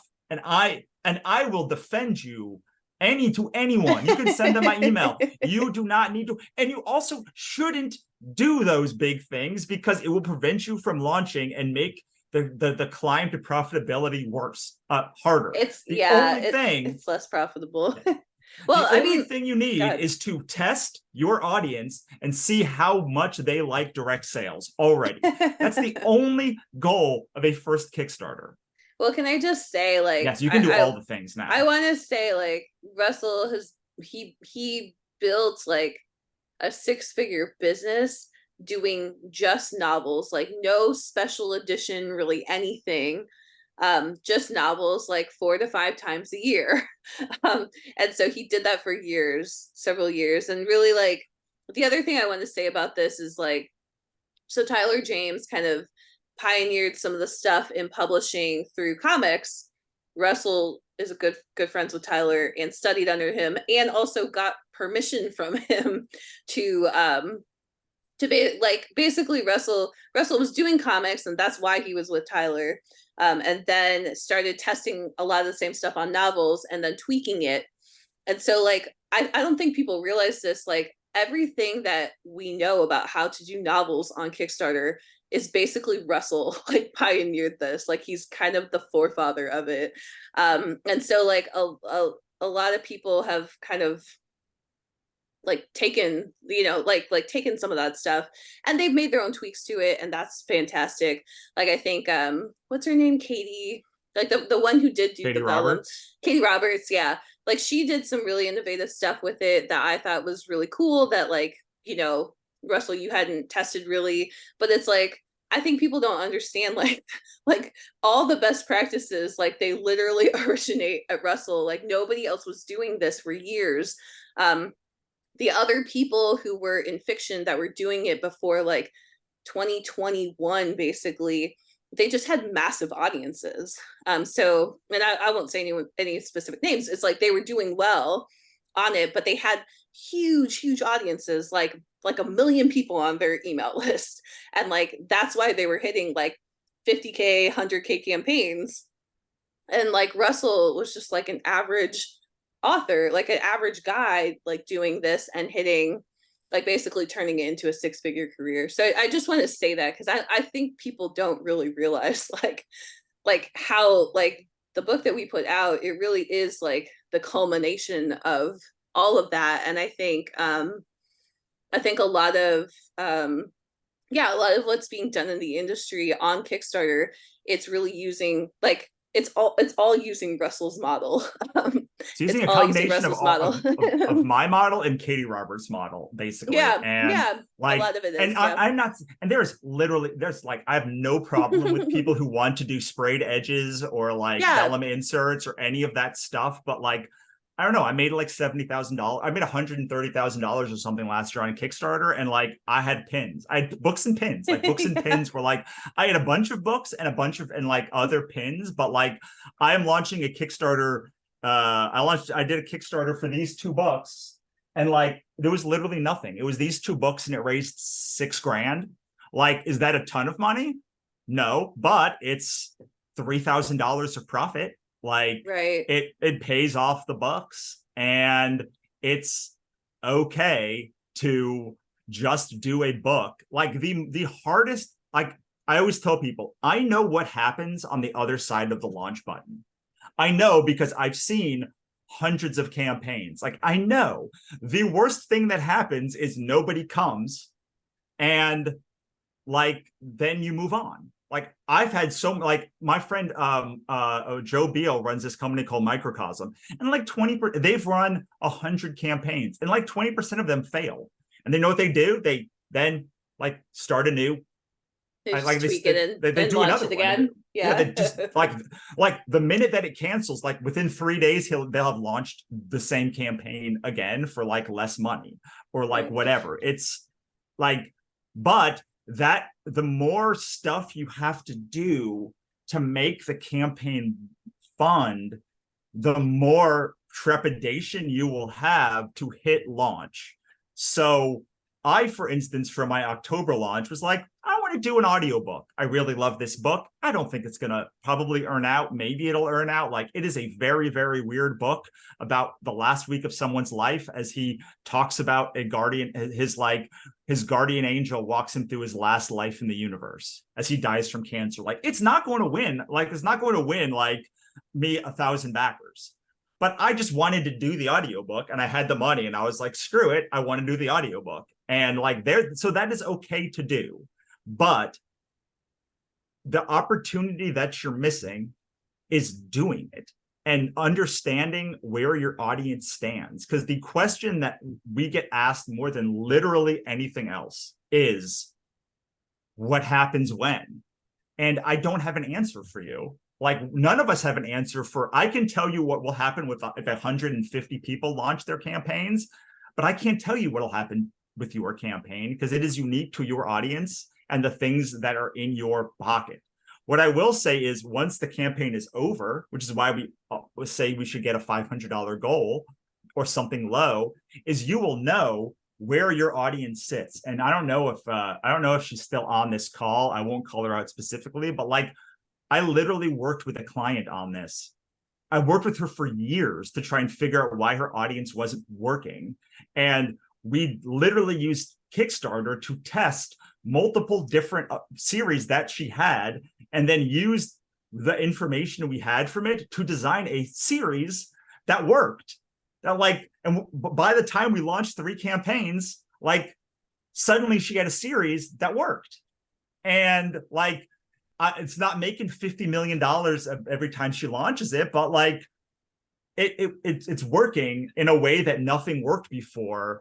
But we didn't say, let's go and make 500 tweaks to like your thing. Let's not make a huge campaign. We said, let's test and then succeed from that testing. And all of direct sales, this is going to make it seem very boring, and some of it is, but like so much of direct sales is testing what works for you.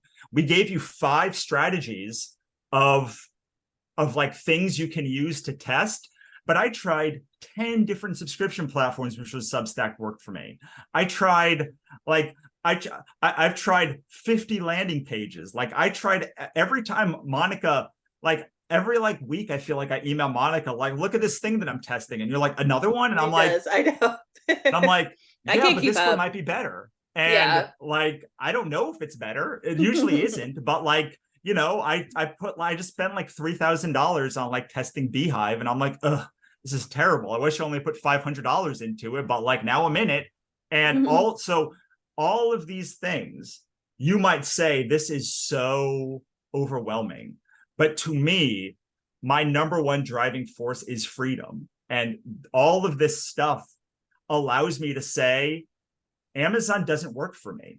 It doesn't work for me. Like it doesn't work for me. Like the seeing the bar graphs, like it just makes it feel impersonal. Like I don't like it. Like I don't like how retailers make me feel. So, but I can still have a successful business picking and choosing the things that work and making a business that stacks for me. And that's, I think, the overall experience. Monica, you can say things now, and hopefully you can answer this person's question because I feel bad I didn't. All right. Well, so thing I wanted to say about Kickstarter is really Kickstarter in particular, it's probably maybe the #1 platform, or one of the top like 2 or 3 platforms in the entire world that will help you turn casual readers into true fans very quickly, or super fans very quickly. And the reason why is because it's just built with like these psychological triggers that really matter to people and that people get excited about. Like, so I always say like to people, notice that at the top of a Kickstarter page, they have money and time. They have the amount raised, and they have a ticking clock going down, and then they have social proof. And these are like 3 of the most incredible psychological triggers you can use. And the other thing about Kickstarter is that it kind of forces you in a way, because you have multiple reward tiers. It forces you to put 5, 10, even up to 20 different offers in front of somebody, and see, and in front of a lot of somebody's, and see where your audience is flowing to. So you'll see within a couple days, like, which of your offers mattered to people, which of them didn't. Because you'll see like on one of our campaigns, we had raised 20 grand in the first like 5 days, and there were only like 2 people at the $100 level. And I was like, oh, I guess our $100 offer like kind of sucks, because people are not picking it up. Like it's at a key price point of $100. Like, people should be buying it, and they are not. And I knew like right away, because like there were more people in the $75 offer, which like normally it's like five, it's like either 5 or 10, and then 25, 50, 100, and then like you get only a handful of people above that. But I knew right away, I'm like, there are more people at the $75 level than the $100 level.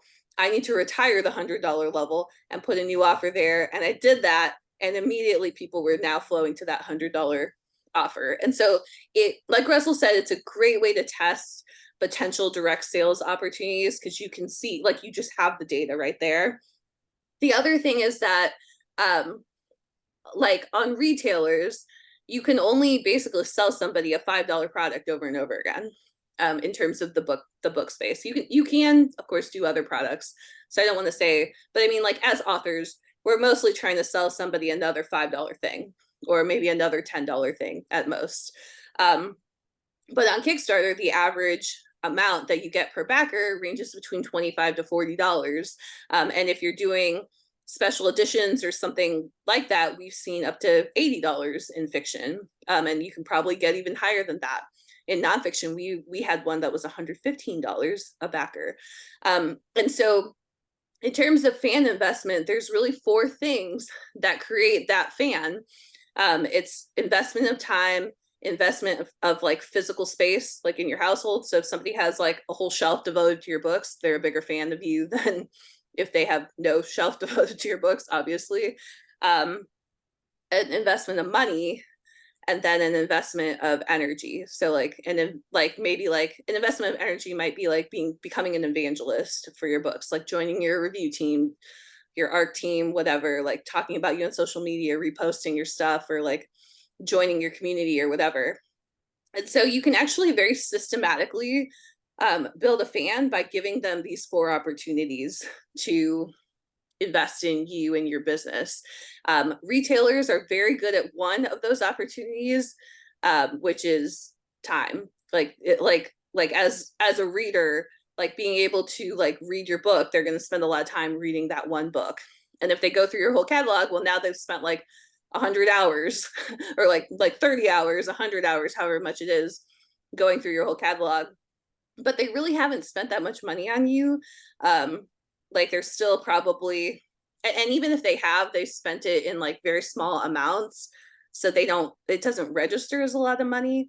So this is like, you're able to just get them in at like a higher price point. You're able to often, like, print is still the most popular format on Kickstarter for books. You're able to get like physical objects into their household, which is huge. Like, it's like wildly huge in terms of creating a fan. You're able to get them energized because, again, you have those psychological triggers. So it's just this incredible, like just launching a Kickstarter is like one of the most incredible platforms I've ever seen to help build those super fans. And so Yeah. I like, that's why we put this here, because we're just like I can't think of really anything else that has done as well for me and my business, at least.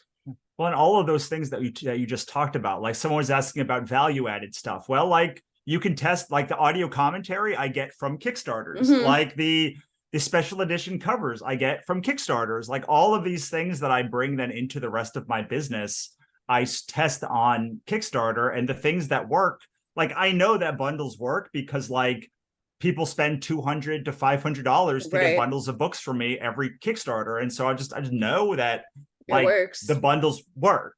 I do want to talk, because I know we're at time. So I want to talk about the kickoff schedule wise for the first day. So for the Future of Publishing Mastermind, let's see if I can, the futurepublishingmastermind.com, the 26th of so it's over the week of leap year. So you basically get a whole nother day to spend with us in New Orleans. So day one is the 26th. It's a vendor tables and then registration in the afternoon.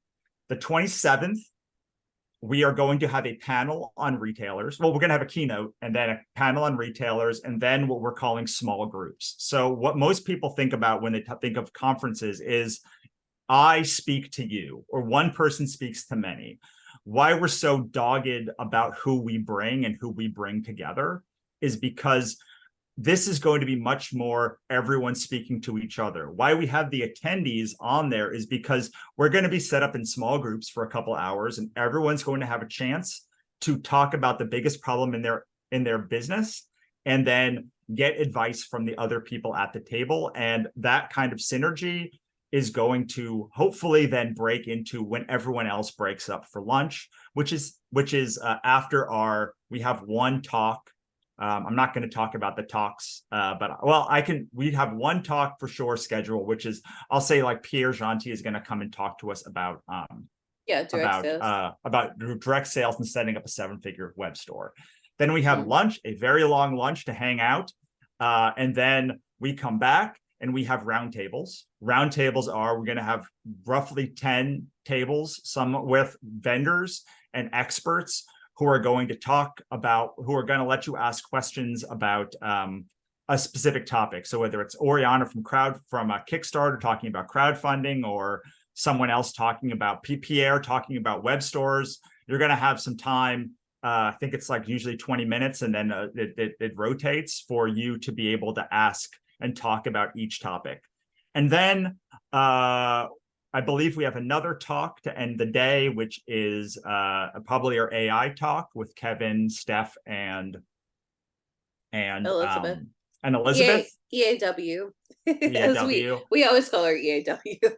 And then you guys go up to dinner. Breakfast and lunch is catered. We are trying mostly to take the parts of other conventions that we liked, namely the serendipitous meeting of people, the networking, and all of the non-panel stuff. Monica and I have always learned the most about the conference, but we also want to pepper it in with what we think are the highest value talks that we can get. Day 2 is about direct sales. So we're going to basically have the same general schedule, but we're going to have a panel at the beginning of the day about direct sales instead of retailer sales. And then we're going to have 2 talks. I think Pierre's on the second day, but I mean, we haven't announced all of our speakers basically. Yes. So we're not able to kind of share the first day speakers. Yes.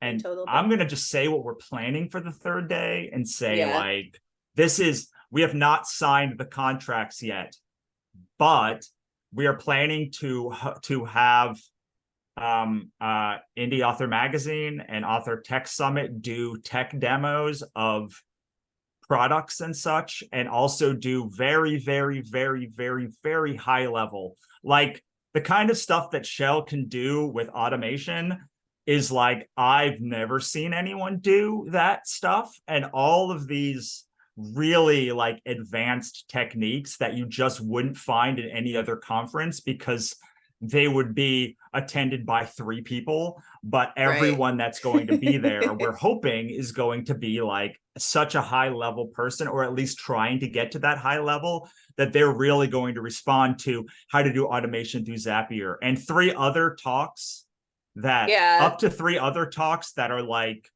I don't even like, it was hard for me to even comprehend what the talks were exactly. I was just like, Shell, Alice, y'all are awesome. We are working currently on the third day, might be totally different, but Well, we are currently trying to, like, that is what our plan is in a perfect world. yeah, and the talks may be spread out throughout the 3 days as well. We have to kind of rejigger the schedule, but yeah, it's definitely, there's like quite a bit of hands-on. So I mean, the number one thing is that it's quite, you know, it's advanced material. So it's going to be ideal for people who either have a background in business already, or like, have like an entrepreneurial mindset and entrepreneurial background, even if they are not necessarily in fiction or nonfiction yet, or haven't written a ton of books, or it's people who are, you know, who have like a catalog in publishing. So it's really like one of the two usually. And Yeah, really the best way, like, don't like opt yourself out. Like, that's our number one thing, is like, don't opt yourself out. Like, just do the application and we'll let you know if it kind of makes sense for you to be yeah. there. We've brought in people that didn't have a big catalog, but they were like marketing experts, or like their Right. They had, full-time job was like optimizations, or like social sure. media, or Hmm. like something. So it's not going to be a like, no, if you have 0 books. Right.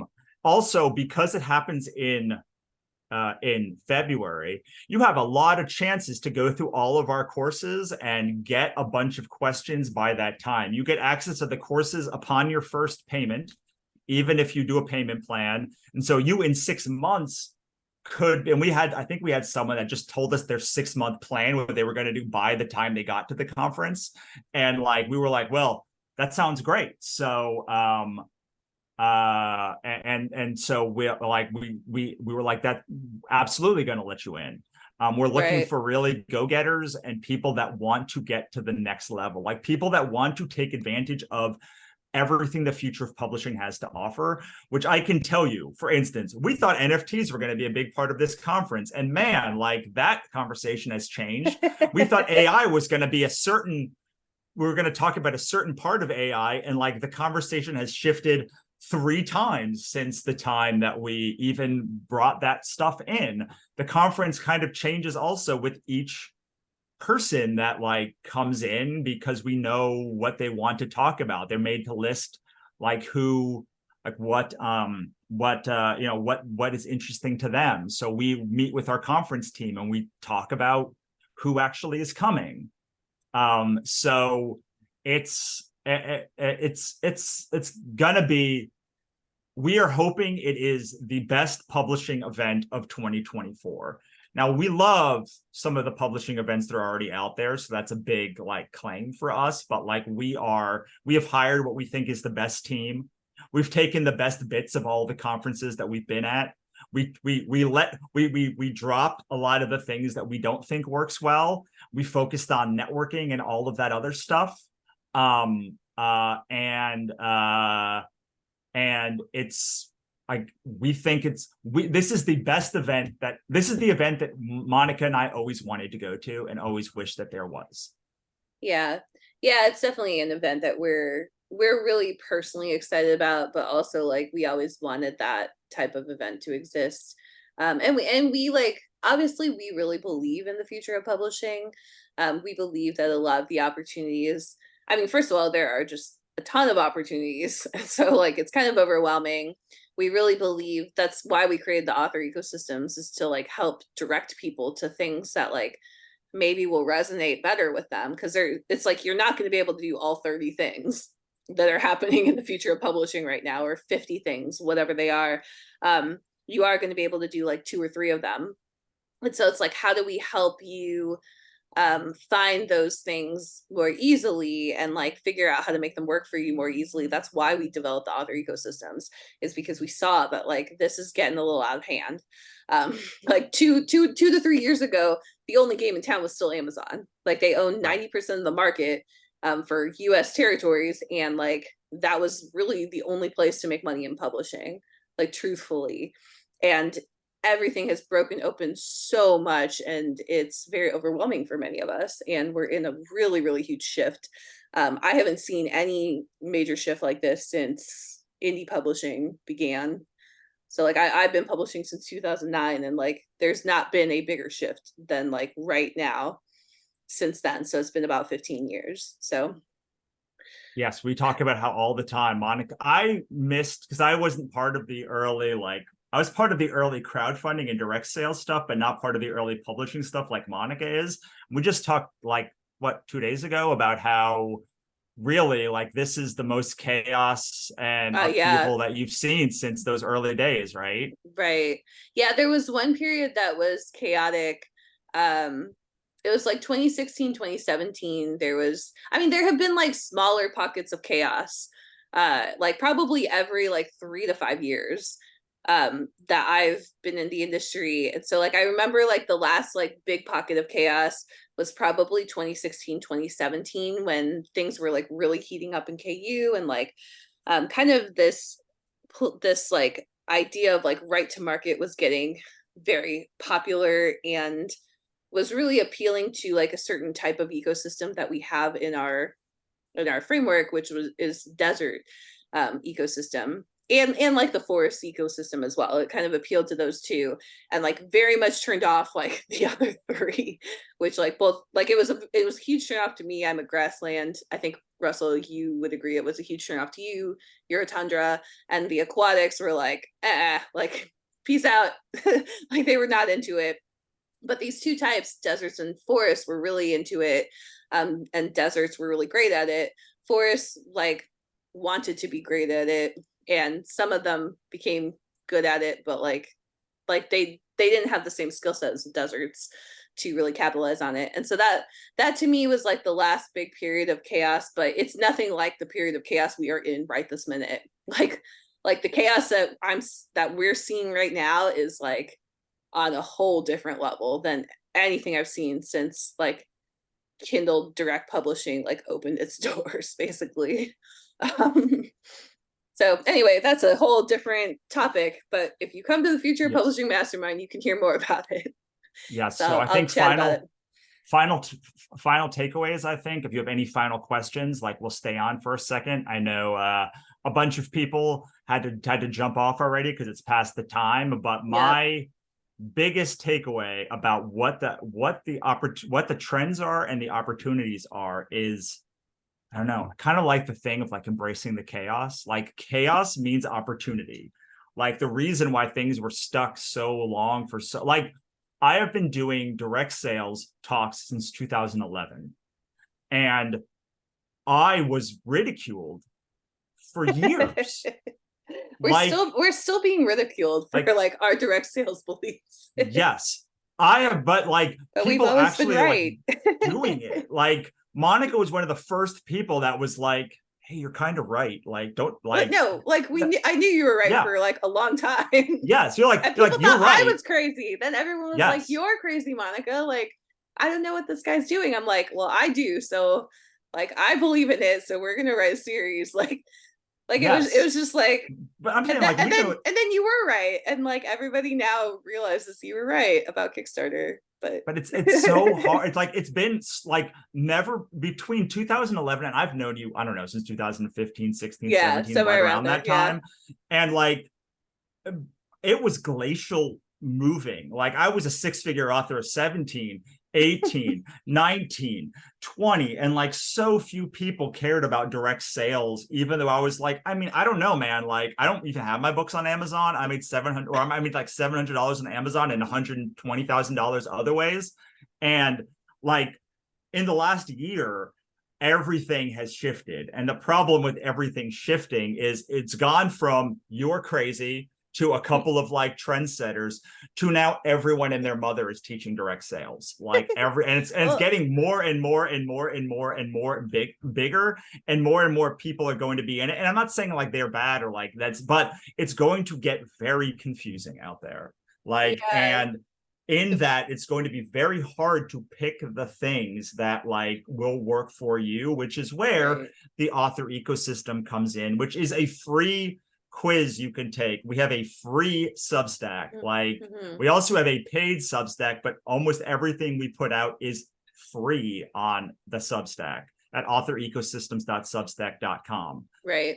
But like once you know what is good for you, you still have to know, well, is that vendor good? Is that vendor good? Like, is this opportunity really good? Or is that opportunity? And which is where something like the Future of Publishing and just having a community of people who care about this stuff, who you can message and be like, I care about this. I don't care. Like, this is not good. This is great. I tried this. Having that community, which is what really the Future of Publishing is about, as much as showing you what the future is, introducing you to all of the people who care about these things that can help you navigate it together. And that even if you're not a forest, having that community of trusted people who you can just bounce things off of is really, really important. And knowing where to move that will resonate with you are really, really important. And once you have those two pieces, it makes testing all of this stuff